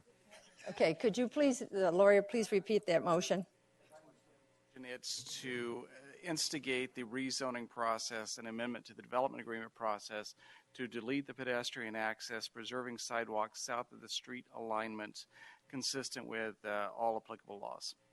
Without slowing down. Slowing up the developer. That's how I or understood the them motion. incurring additional costs. Well, they're going to have administrative costs, just for the record. All right. Everybody understand? Do we need to put in that we're not opening discussion for any other part of their plan? I believe it was implied that it was limited implied. just to this. It's implied to Okay. this. All right. Okay. All right, counsel. If I have to, but Okay. Thank you, Bill. All right, we're ready to vote. All in favor say aye. Aye. Aye. Opposed? The ayes have it. Thank you very much. And thank you all for coming tonight and expressing your views. Thank you. Thank you. Back at you. All right, 7.2 is to consider ratifying the 2017 spring training ticket prices. Parks and Recreation Director Nathan Torres to present. Nathan? Thank you, Mayor and Council. Before we begin, I'd like to recognize some folks that are joining us here this evening. First, by way of telephone, we have Bruce Kessman, who's calling in from the East Coast on vacation visiting his family. So if needed, we'll be making a call to the bullpen to call on Bruce, our general manager. Also in attendance this evening, we have Chuck Heeman. He's our ballpark ticket sales coordinator. And then, of course, we're also joined by Ryan Lance, the Arizona manager of operations for the Cleveland Indians, as well as Mike Savarino, his counterpart for the Cincinnati Reds. So, Mayor and Council, this evening we're here to seek ratification of the 2017 spring training prices. Each year, the city, along with staff from the Indians and the Reds, we evaluate ticket sales and collectively develop strategies to maximize revenue. While maximizing revenue is in the best interest of all parties, as it ultimately assists us with reducing the general fund subsidy, we are very aware of the balance that must be achieved, and this year is no exception. This balance includes considering residents. What types of offers can we offer residents to minimize the impact on them? In addition, how can we use ticket sales as a tool to raise additional dollars to fund asset replacement? The thought here is having baseball fans participate at a higher level in helping us raise funds for that replacement, and thus reducing the impact on the general fund. How do we consider the needs of the teams who continue to be great stewards of the community through their involvement and philanthropic support, and whose operations, both year-round and during spring training, contribute to the $100 million that's generated annually in economic impact. And that's per the last Cactus League study that was commissioned by the Cactus League. And lastly, how can we accomplish all of these while maintaining a competitive pricing advantage? This is the balance that was considered this year in developing the 2017 spring training ticket prices. And this evening, I hope to demonstrate how this balance was achieved. This evening, we'll discuss the pricing history. We will look at staff analysis, fiscal analysis, and then, of course, staff's recommendation. So the 2017, let's see here, let's just a pricing history. Our initial pricing was established in 2009. We brought that before council for formal action in 2009 with the primary interest of being competitively placed within the Cactus League. This pricing remained intact until 2014. At that time, prices were increased by $2 across the board, with the exception of our lower tiered seating areas, which is the berm and the outfield reserve prices, our outfield reserve seating areas. In 2016, we added an additional $1 for fans that were walking up and purchasing tickets on the day of game. Day of game increases, our day of game purchases make up about 25% of our overall ticket sales. And it's also important to note that overall ticket sales purchases at the ballpark, 15% are attributed to Goodyear residents. 85% are coming from outside the area. In 2017, the 2017 pricing model includes an additional $2 across the board increase, with the exception of the outfield berm area. It's important to note that we recognize that this is the most price sensitive ticket for our patrons, and it's also important to note that this pricing point has been maintained since the inaugural season. So that has not changed and will not change with the 2017 pricing. In addition to the $2 base price increase, the 27 pricing also includes a $1 increase for all tickets purchased on the day of game. Again, that's about 25% of ticket purchasers. So now I'd like to address the rather large elephant in the room.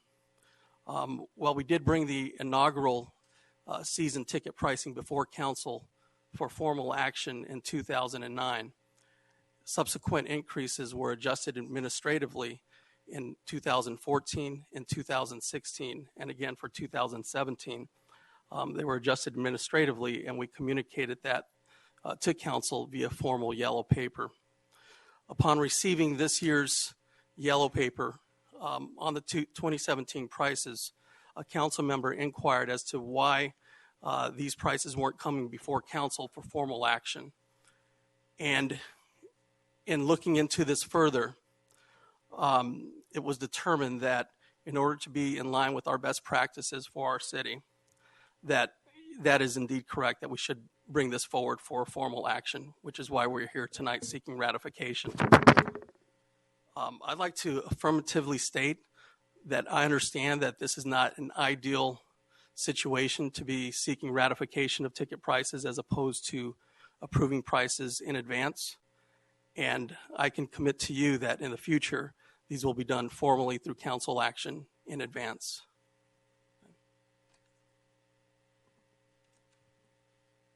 Some of the analysis that we went through, we looked at attendee survey data, ticket sales trends, and then, of course, where we're positioned in the Cactus League. This chart here depicts a history of our ticket sales. The blue represents our overall ticket sales per year, and then the red indicates what our average sales are. And what we're hoping to demonstrate through this chart is basically, if you look at 2014, that's when we experienced our first increase. You do see a dip in total attendance. However, that was due because we actually had less games. If you look at our average attendance actually went up a bit. And then likewise, if you look at 2016, when we implemented the $1 day of game increase, our average attendance saw an increase as well as our overall attendance.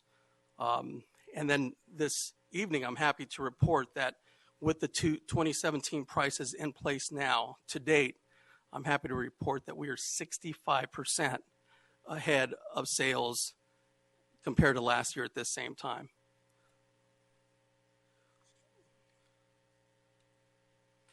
And so what this data suggests is that the modest increases over the past years have not had a very negative impact at all on our attendance. In addition to this trend analysis, our fans also reinforce this. So every year we conduct fan surveys in park, and we look specifically at several items, but one of the items is what's influencing purchasing. And the fans are telling us that the primary reason for purchasing a ticket is to visit or to watch the Indians and the Reds play, 40%. The next major influence is location at 25%, visitation with friend, relative, spending time with someone, 20%.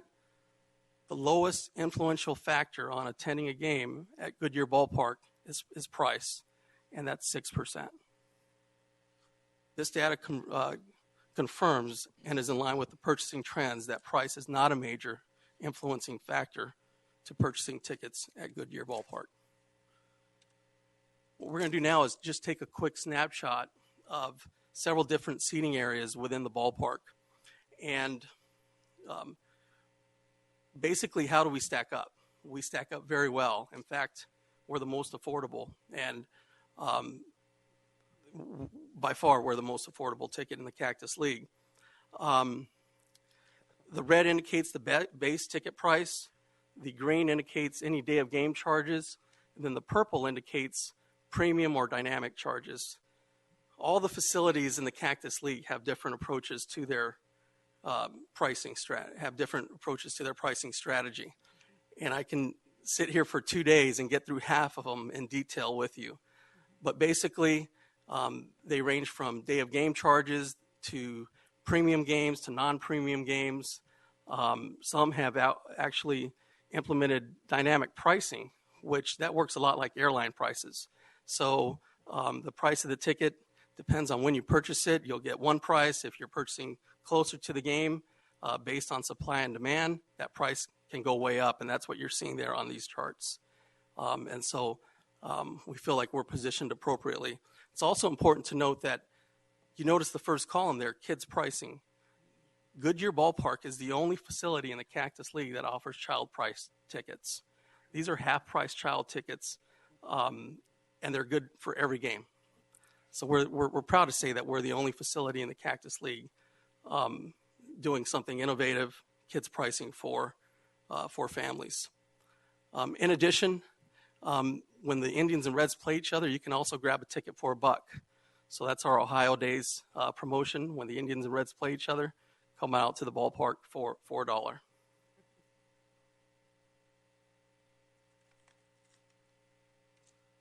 This is another seating section. This is our outfield seating area. I'm going to try to give you an idea of where this is at. It worked. So our outfield seating area consists of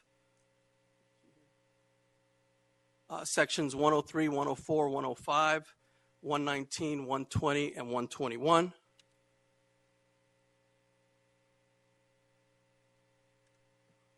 And you can see here, again, Goodyear is the only facility in the Cactus League that's offering child price tickets. In this location, they're half-price child tickets.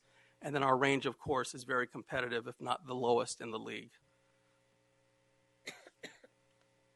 And again, the last section, our Infield Box Area. This is basically 106, 107, 8, 9, 10, all the way around to 118. Uh-oh. I knew I should have quit while I was ahead.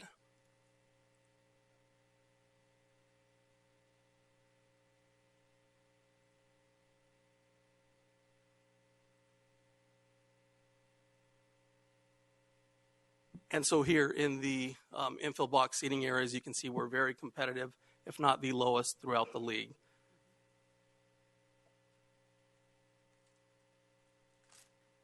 Some of the principles that we considered, number one, we just talked about remaining our competitive advantage in the league. We want to be the most affordable. We think that this pricing does that for us. In addition, we want to maintain family-friendly pricing. Again, the only facility to offer half-price child tickets. We have family fun packs, the Ohio Days offer, and also exclusive offers for residents. Again, 15% of our ticket purchasers are residents. We recognize that. And so we have special offers that are delivered via the In Focus magazine that target residents, and they're buy one, get one offers, and also $5 off coupons. So it's our way of helping the residents absorb the minimal price increase. And then, of course, maintaining a variety of discounts. So we're the only facility that offers free military tickets for active duty military personnel. Free tickets for active military personnel. We also offer half-price child tickets for veterans. And then if they're purchasing tickets for their family, they can get those at discounted rates as well. Maintaining our season ticket base, that's important to us. That makes about 12% of our overall ticket sales profile. And current season ticket holders actually will not experience this increase for 2017 this year.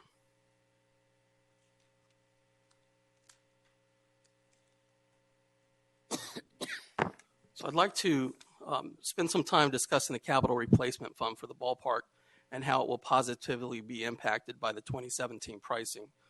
One of the provisions in the team use agreements was to establish an asset replacement program and fund for the ballpark and training complexes. The primary purpose was to ensure the ballpark and related facilities were maintained and to ensure protection of the city's investment. The original funding, up to $250,000 per year, was generated from facility fees. These facility fees are embedded into the price of the ticket, so they're not in addition to the price, they are embedded into the cost of the ticket. Currently they are $2 on every ticket sold, and then for our premium areas, there's an additional $5 that come together to help fund the capital replacement fund. Facility fees are a innovative means for the attendees to participate in the capital replacement of the assets in the facility. And it's working. If you visit the facility, you can see that it's maintained and still appears very, very new. However, although the fund has held a positive balance and allowed scheduled replacement of assets, it has always been projected to move into the red in fiscal year 19, and the deficit growing to $13 million by fiscal year 30. Last year, Mayor and Council, you began to appropriate an additional $650,000 to the fund to bring the total annual funding up to $900,000 annually. And this is part of your approach with asset planning.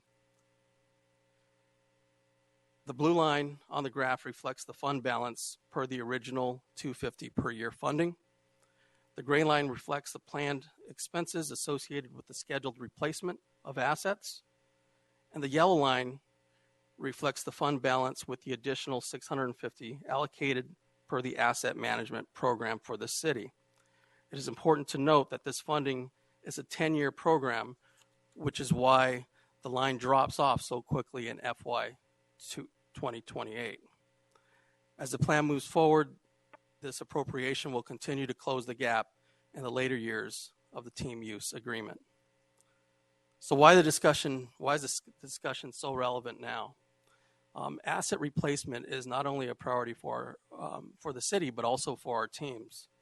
And as such, the teams, as part of this increase, have agreed to allocate an additional $1 for every ticket sold to fund asset replacement for the ballpark and related facilities. So what does this mean? This means that this will generate approximately an additional $125,000 for asset replacement, growing to $1.5 million over the term of the team use agreements. That's $125,000 that the general fund will be impacted in a positive way. 1.5 over the remaining years of the agreement that won't need general fund subsidy for up to that amount. It's a way of making having those attending the games help fund these replacements, and thus reducing the impact to the general fund. And again, approximately 85% of those attending games are from outside of the area. So what does it look like? If we take 2016 performance numbers and apply the 2017 increases, we will generate approximately $2.6 million. The city share, based on these numbers, will increase approximately 28%. 28%. And that's largely due to the additional allocation of the $1 per every ticket sold for asset replacement. The Indians and the Reds will see modest increases of 4% and 6%.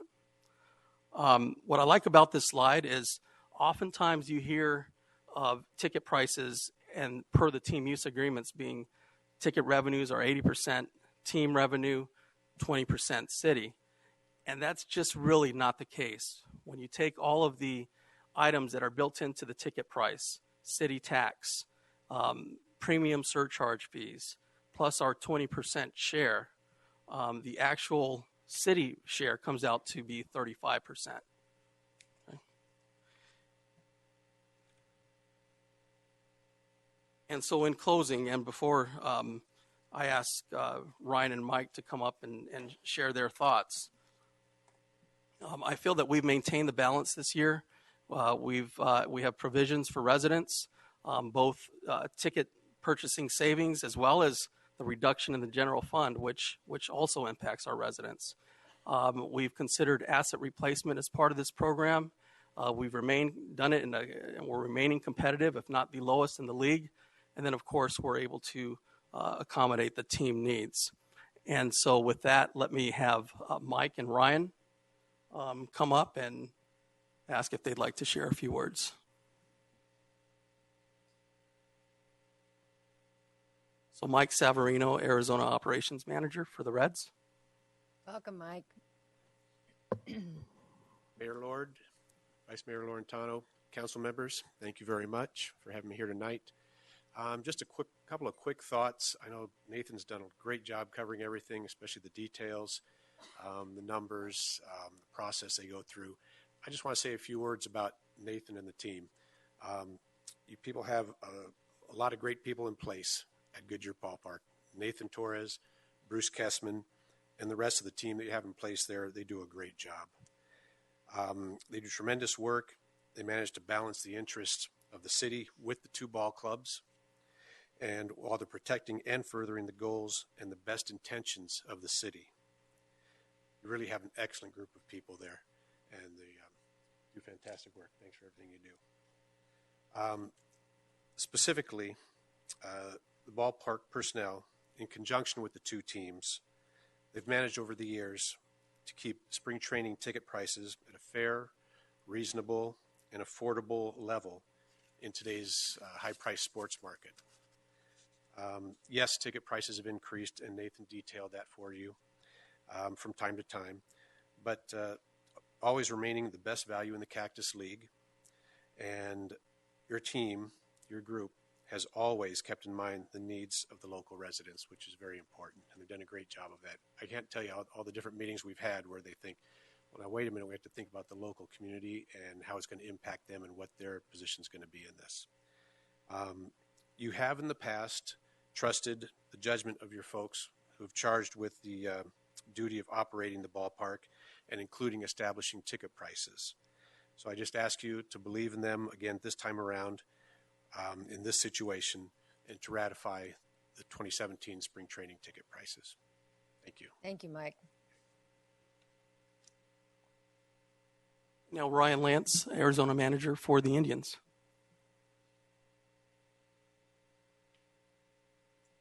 Thanks, Nathan, and thank you, Mayor and Council, for just allowing me a minute or two to speak on the subject itself. Let me first start off by saying that the Cleveland Indians are fully supportive of this initiative that has been presented here to you tonight. Truth be told, we've been pushing, the Indians, I can say, have been pushing for something like this since the 2010 season. So we feel that we've been more than patient over the last several years for this opportunity. And quite frankly, there is no better time to enact something like this coming off the heels of an incredibly successful season like our team has put together this past year. What we're proposing here is very common throughout the sports industry and something that has been well thought out over the last several months from people who live and breathe this type of work each and every day, from Nathan, Bruce Kessman, Mike Severino, myself. Hopefully you can appreciate the level of detail that has been presented here to you tonight and the fact that both Mike and I are here as team representatives supporting this. Why do I think each of you should be supportive of this initiative? Well, there's a few reasons. First and foremost, it begins to address a major shortfall in our capital improvement fund that, as you know, will become a reality in the next 2 to 3 years. Goodyear Ballpark will be celebrating its 10th anniversary in 2018, and with that comes the need to address major maintenance repairs and equipment replacement as a result of the typical wear and tear that occurs at these type of venues over time. This is a proactive and a very creative approach that helps start to fill those coffers to ensure that Goodyear Ballpark is a premier destination and the crown jewel of the city for many years to come. Secondly, the financial impact of the city. As Nathan shared in one of his earlier slides, the Reds and Indians are seeing very little to any of this additional revenue generated from this initiative. In fact, the biggest revenue increase, 28% worth, will go back to the city to help provide additional funding for future capital improvement repairs. I don't know of too many professional sports teams out there that would agree to that type of revenue split, where they would receive 4 to 6% of that incremental revenue, while their landlord, in this case, the city, receives a lion's share of those funds. But personally, I feel that speaks volumes to the type of commitment that both the Indians and Reds have to this community and the true partnership we enjoy. Lastly, and I won't speak for the Reds, but the Cleveland Indians want this initiative more than anything. Personally, I don't even think this should have even come up for a council vote, but I will respect the process that is in place. I will say this, though, and I can say this without a shadow of a doubt. No other team gives back to a spring training home city like the Indians and Reds have done in the last 8+ years. The Cleveland Indians give and give and give while asking for little to anything in return. We've given financially to many local nonprofits that improve the quality of life for the citizens of Goodyear and many West Valley residents. Our staff and players have selflessly given of their time to the local Boys and Girls Club, St. Mary's Food Bank, Homeless Youth Connection, Southwest Valley YMCA, Goodyear Little League, and others. Now the shoe is on the other foot. The ball is in your court. The time has come for us to come to you on something that we feel will only better our operation for all the parties involved. My hope is that each of you will be there for us as the Indians and Reds have been here for this community since 2008. Thank you for your time. Thank you.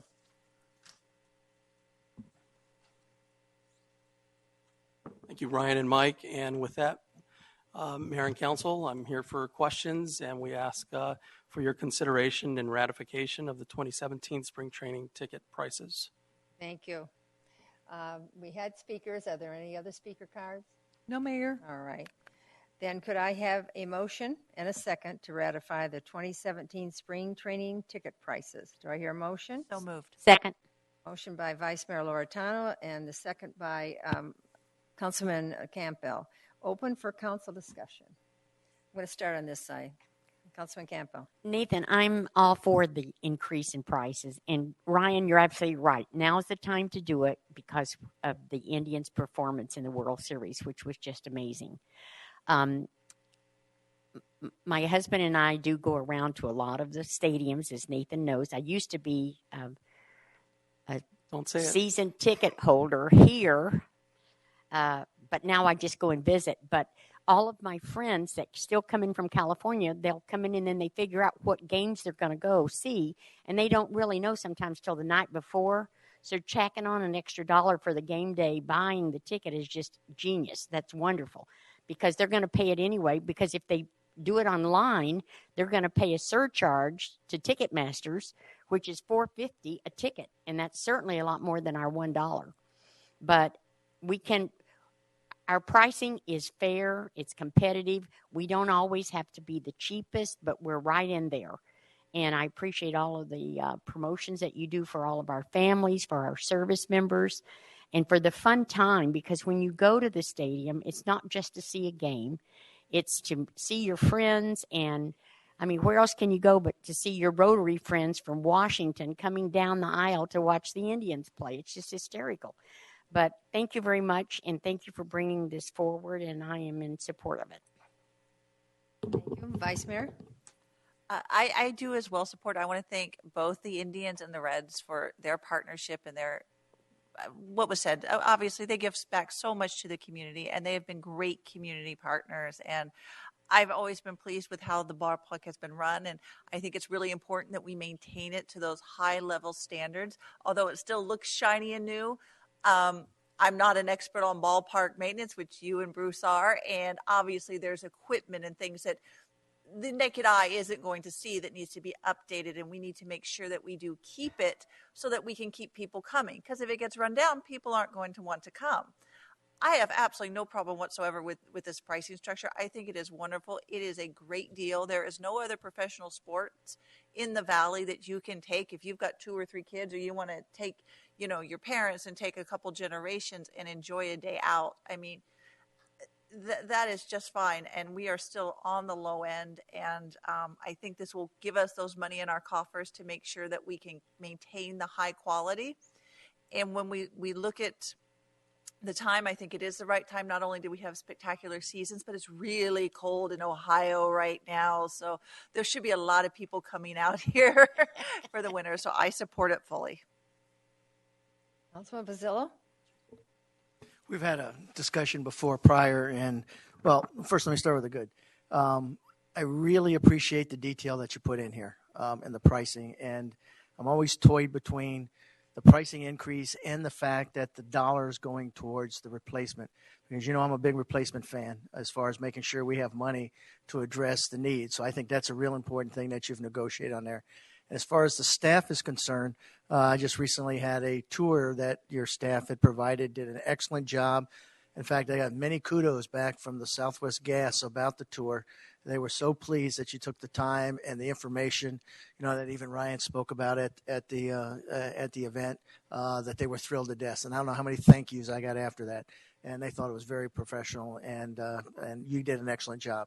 So I'm really pleased with what you do. My only disappointment, and as you had mentioned it, is that it's coming to us after as a ratification, and I know that's going to be fixed in the future.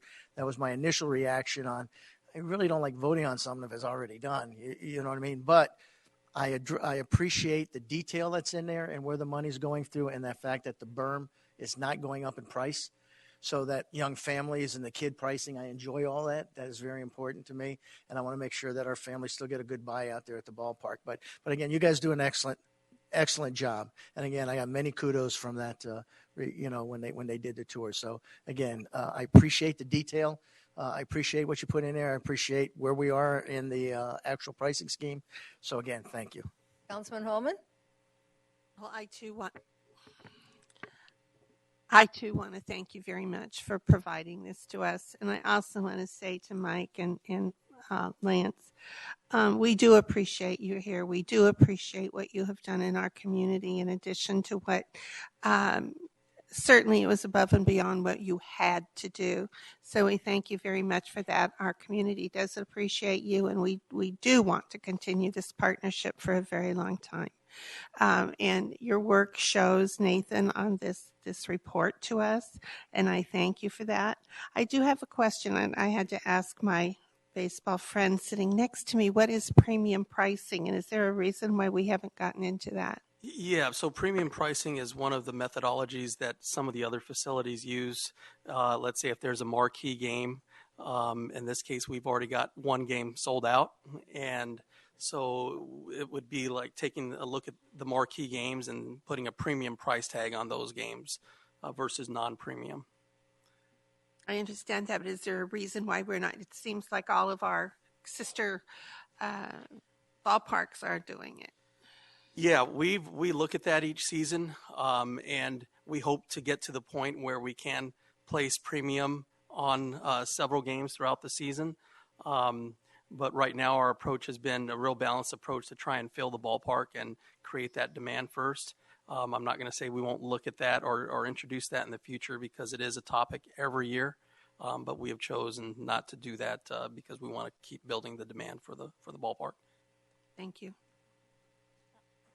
Any other? Me. Councilman Osborne?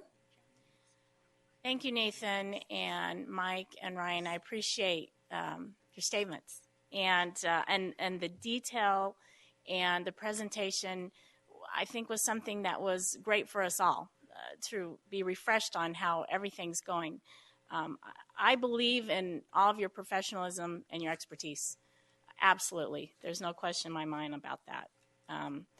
I am the elephant in the room, okay? I am the one that said, how come we are not voting on this? And it was not questioning expertise. It was questioning process.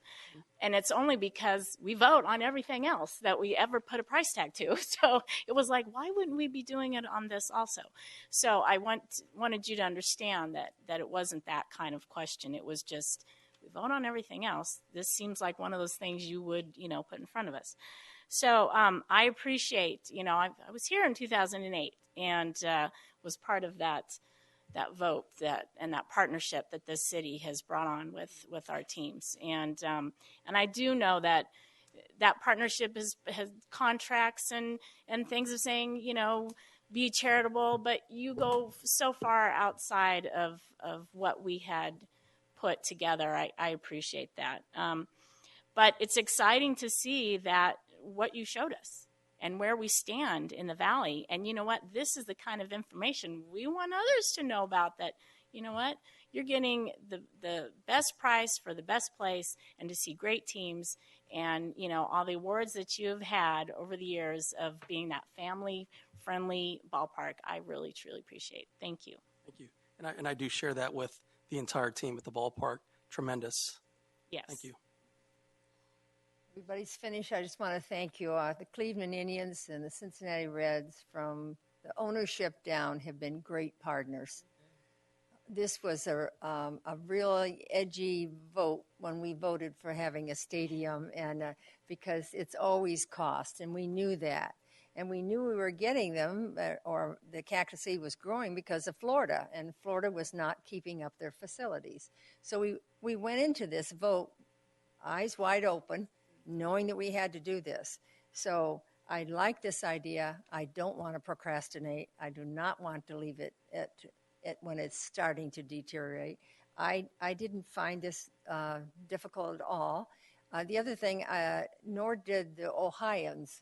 They didn't feel that way either, because some of the people talked about it, didn't even faze them a bit.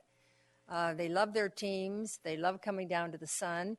and having that nice vacation and still being able to see their favorite game. And on charity, you've given and given and given.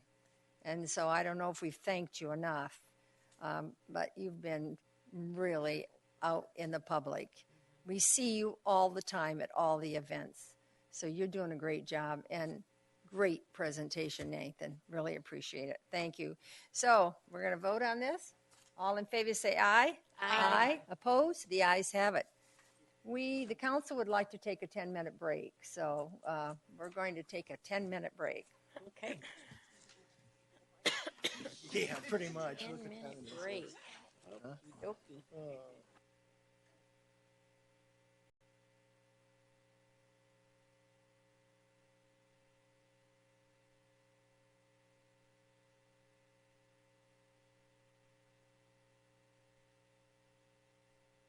To bring forward a proposal for a phase 2 or continuation of an emissions reduction credit agreement between APS and the city of Goodyear.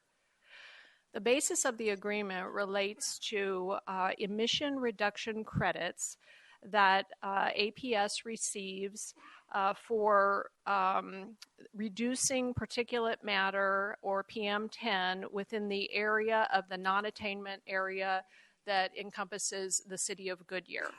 The original agreement was put together in the year 2000 and covered 16 miles of roadways within the city of Goodyear. We have since taken into our right-of-ways almost 10 of those, 10 miles of those roadways.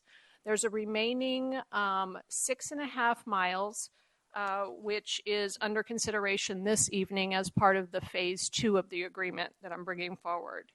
It includes 5 miles of Riggs Road, as well as 1.5 miles of Bullard. For the first 15 years of the agreement between 2000 and 2015, APS provided funds for the city to pave those 16 miles of roadway. In addition, during that 15 years, the city of Goodyear maintained those roads. We performed things as crack seal, filling of potholes, edge treatments, shoulder grading, as well as a low water crossing or bridge repair that has come before council.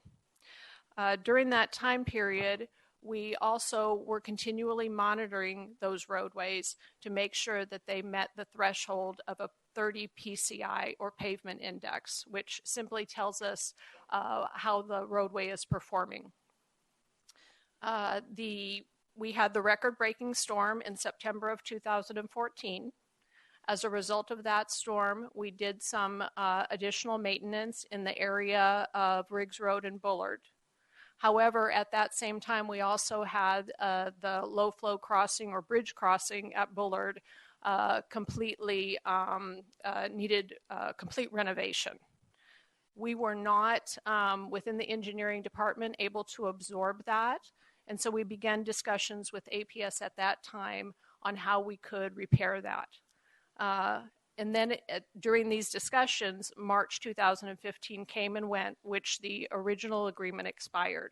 However, we continued to work with APS, and we came before council in August of 2015 with a cost-sharing agreement at that time to repair that bridge. It was $120,000, and it was a 50-50 split between the city of Goodyear and APS.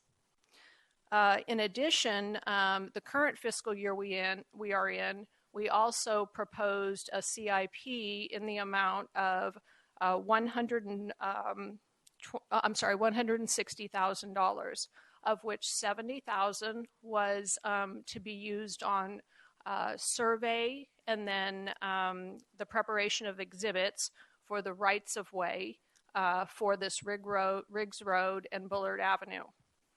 The other $90,000 was for additional repairs to bring it up to a standard where it was didn't have the potholes or some failing in some of the edges of the roadway. So now before you this evening is the agreement that basically continues this 15-year into a full 30-year agreement. but it brings in the second 15 years to be retroactive starting March of 2015 and extending until March of 2030. The properties that are located along Riggs Road and Bullard, the vast majority of those properties are owned by Newland and Madera. And there are approximately another 20 property owners that the city would need to work with to acquire the necessary right-of-way for these roadway improvements.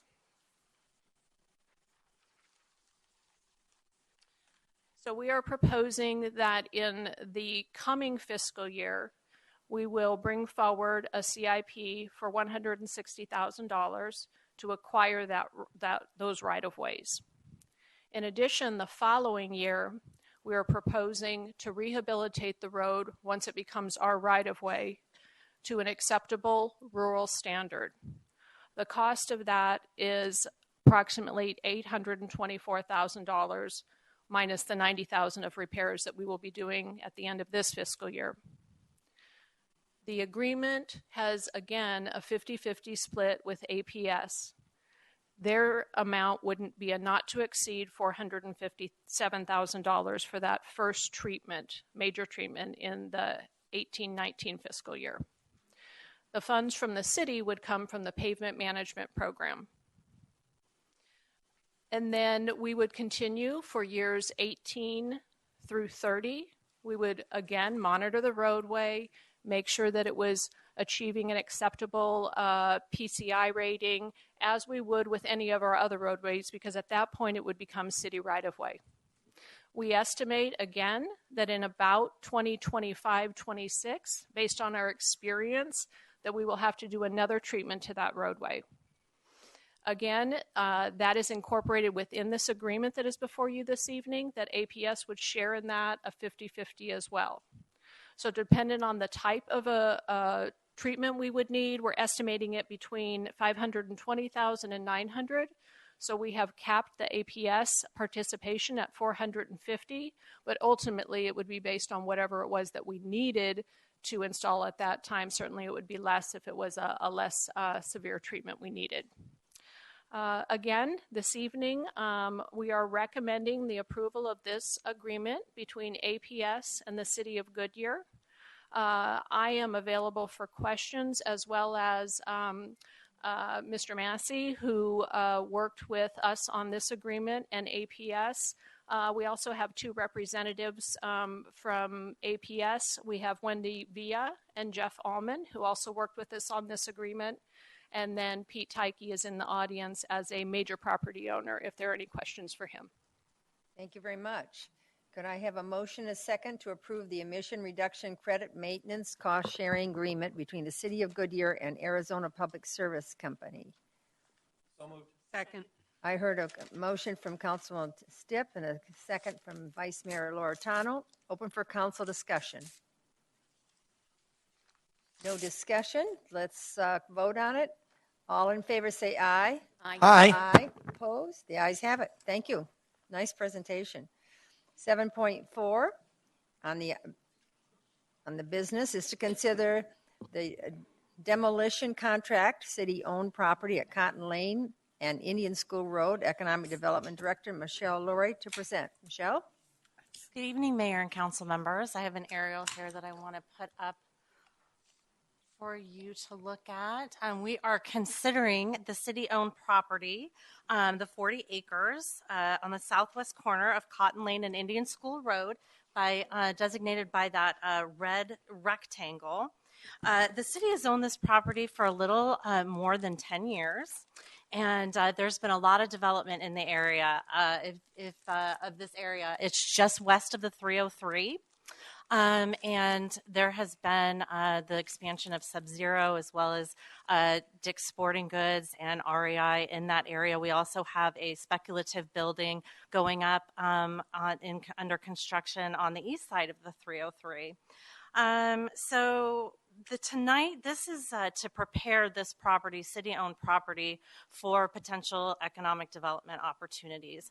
And I'd just like to go into the preparation that's been made on this property for this opportunity, for these opportunities that could come in the future. You'll see the buildings there right here. There's a lease on that property right now with a friend of the city, Arnett Duncan, and we have been working with him to terminate those leases, and having great discussions with him for the economic development opportunities for this property. The item that's before you first is to demolish the buildings, and of course we do have items in there. We actually have city-owned items in there and other things that we're going to be moving out. The demolition contract would actually be occurring in late January. We'll be starting in late January. So that is the recommendation for this evening on this item. I'm available for questions. Thank you very much. Are there any speaker cards? No, Mayor. Would anybody in the audience like to speak? Could I then have a motion and a second to approve the funding for the demolition contract with Civil SBD in the amount of $180,000 regarding the city-owned property on the southwest corner of Cotton Lane and Indian School Road, authorize the city manager to sign the contract and to authorize the budget transfer to use the city manager's contingency fund for this item. Do I hear a motion and a second? So moved. Second. Excuse me, I had a motion from Councilman Basillo and a second from Councilman Holman. Open for council discussion. Councilman Basillo. I just want to add something for the general public. Don't have a question except that we've covered this information, so I don't want them to think that we're just routinely going through this process. So it was thoroughly vetted, and no, I have no questions. But mainly, again, for the general public to let them know that we've had previous reviews of this. So, Any other? All right, could we vote on it then? All in favor say aye. Aye. Opposed? The ayes have it. Thank you very much. The next item is to consider, oh, you're staying right there, aren't you? And the next item is on business to consider approving an environmental and remediation contract for the city-owned property at Cotton Lane and Indian School. Economic Development Director Michelle Laurie to present. Thank you. Mayor and Council, this is the second item relating to the same piece of property on the aerial there. And this is the second step that we need to prepare the property for potential opportunities, economic development opportunities, and that's the environmental assessment and any remediation that needs to take place. So this would be the secondary item to allow the contingency fund to be used for that purpose. Thank you. Are there any speaker cards? No, Mayor. Would anybody in the audience like to speak? Then could I please have a motion and a second to approve the funding in the amount of $90,100 for the environmental survey and the remediation of the city-owned property at the southwest corner of Cotton Lane and Indian School Road, and authorize a budget transfer to use the city manager's contingency fund for this item. Do I hear a motion? So moved. Second. I heard a motion from Councilman Stipp and a second from Councilman Basillo. Open for council discussion. No discussion? Let's vote on it. All in favor say aye. Aye. Aye. Opposed? The ayes have it. Thank you very much. All right. We are going to go after this into our work session, but does anybody have any comments or accommodations, reports you want to give? Councilman Osborne? Well, I would just like to wish our citizens a Merry Christmas and Happy Hanukkah, Happy New Year, and to also my council team. I would also like to give great apologies for this morning of not attending the ribbon cutting for our outstanding police admin station. Please forgive me, Chief. Chief, look me in the eye. Forgive me, okay? This is something that I know we've all been extremely excited about, and something that our citizens and our staff have wanted and our officers have wanted for, 15, 20 years. So I'm very appreciative, and I'm thankful that it occurred this morning. I'm just sorry that I wasn't there. Well, we missed you, but we know this is a busy It's a season tough for season. you. Anybody else? All right. Anything of the city manager? Mayor and Council, I'll be providing information in the weekly report this week, so I won't go into a lot of detail, but, fill a need program, a lot of interaction there, and so I know there's a lot to be said on it, but we actually had 38 families that received a benefit this past weekend, and so many people made this possible, and Councilmember Campbell, you were part of the committee as well, so thank you for that. But I'll give you a lot more detail in the weekly report since we're getting to be a late hour. And today we did estimate that about 200 people did attend the ribbon cutting for the police operations building. There was so much excitement there, and I know that was shared by council. So thank you. And I heard it, the support that the mayor and council give to our police officers is so greatly appreciated. I will be out of the office on Friday, so. And then next week, Dan Cotterman will be the acting city manager, so just wanted to recognize that. And then city offices will be closed on Monday, December 26th, as well as on January 2nd in observance of New Year's Day. So that's where we're at. That's what I have as far as a report. I didn't have any follow-up items from the council meeting per se. We did have some from the previous work session. Thank you. Councilman Stipp, you said you had something? Yeah, we just... I almost said unloaded. We are preparing to sell the properties out on the one Stunken farm. And we're moving into the police operations building. So it kind of prompted the question, where in your weekly or whatever, can we get an update on where we're at with the existing properties along Western Avenue and along Litchfield Road that we had talked once about doing some charitable work with, et cetera? Can we get an update on that in your weekly report? Yes, actually we were looking at providing a yellow paper, and I'm going to look at Rob. We were looking at providing that. I know they're working on it, so if we can't make it this week, we'll definitely do it right after the holidays, if that's fine. Okay. With the mayor and council. Great. Any other?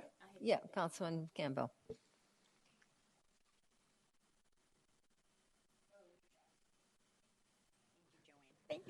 I have a couple of items for the city manager. I would like to add to Council Member Osborne's request about painting the canal rails, 144th Avenue, south of Merrill.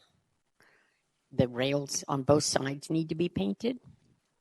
And also there is a street light out on Indian School west of Bullard on the southern side of the street.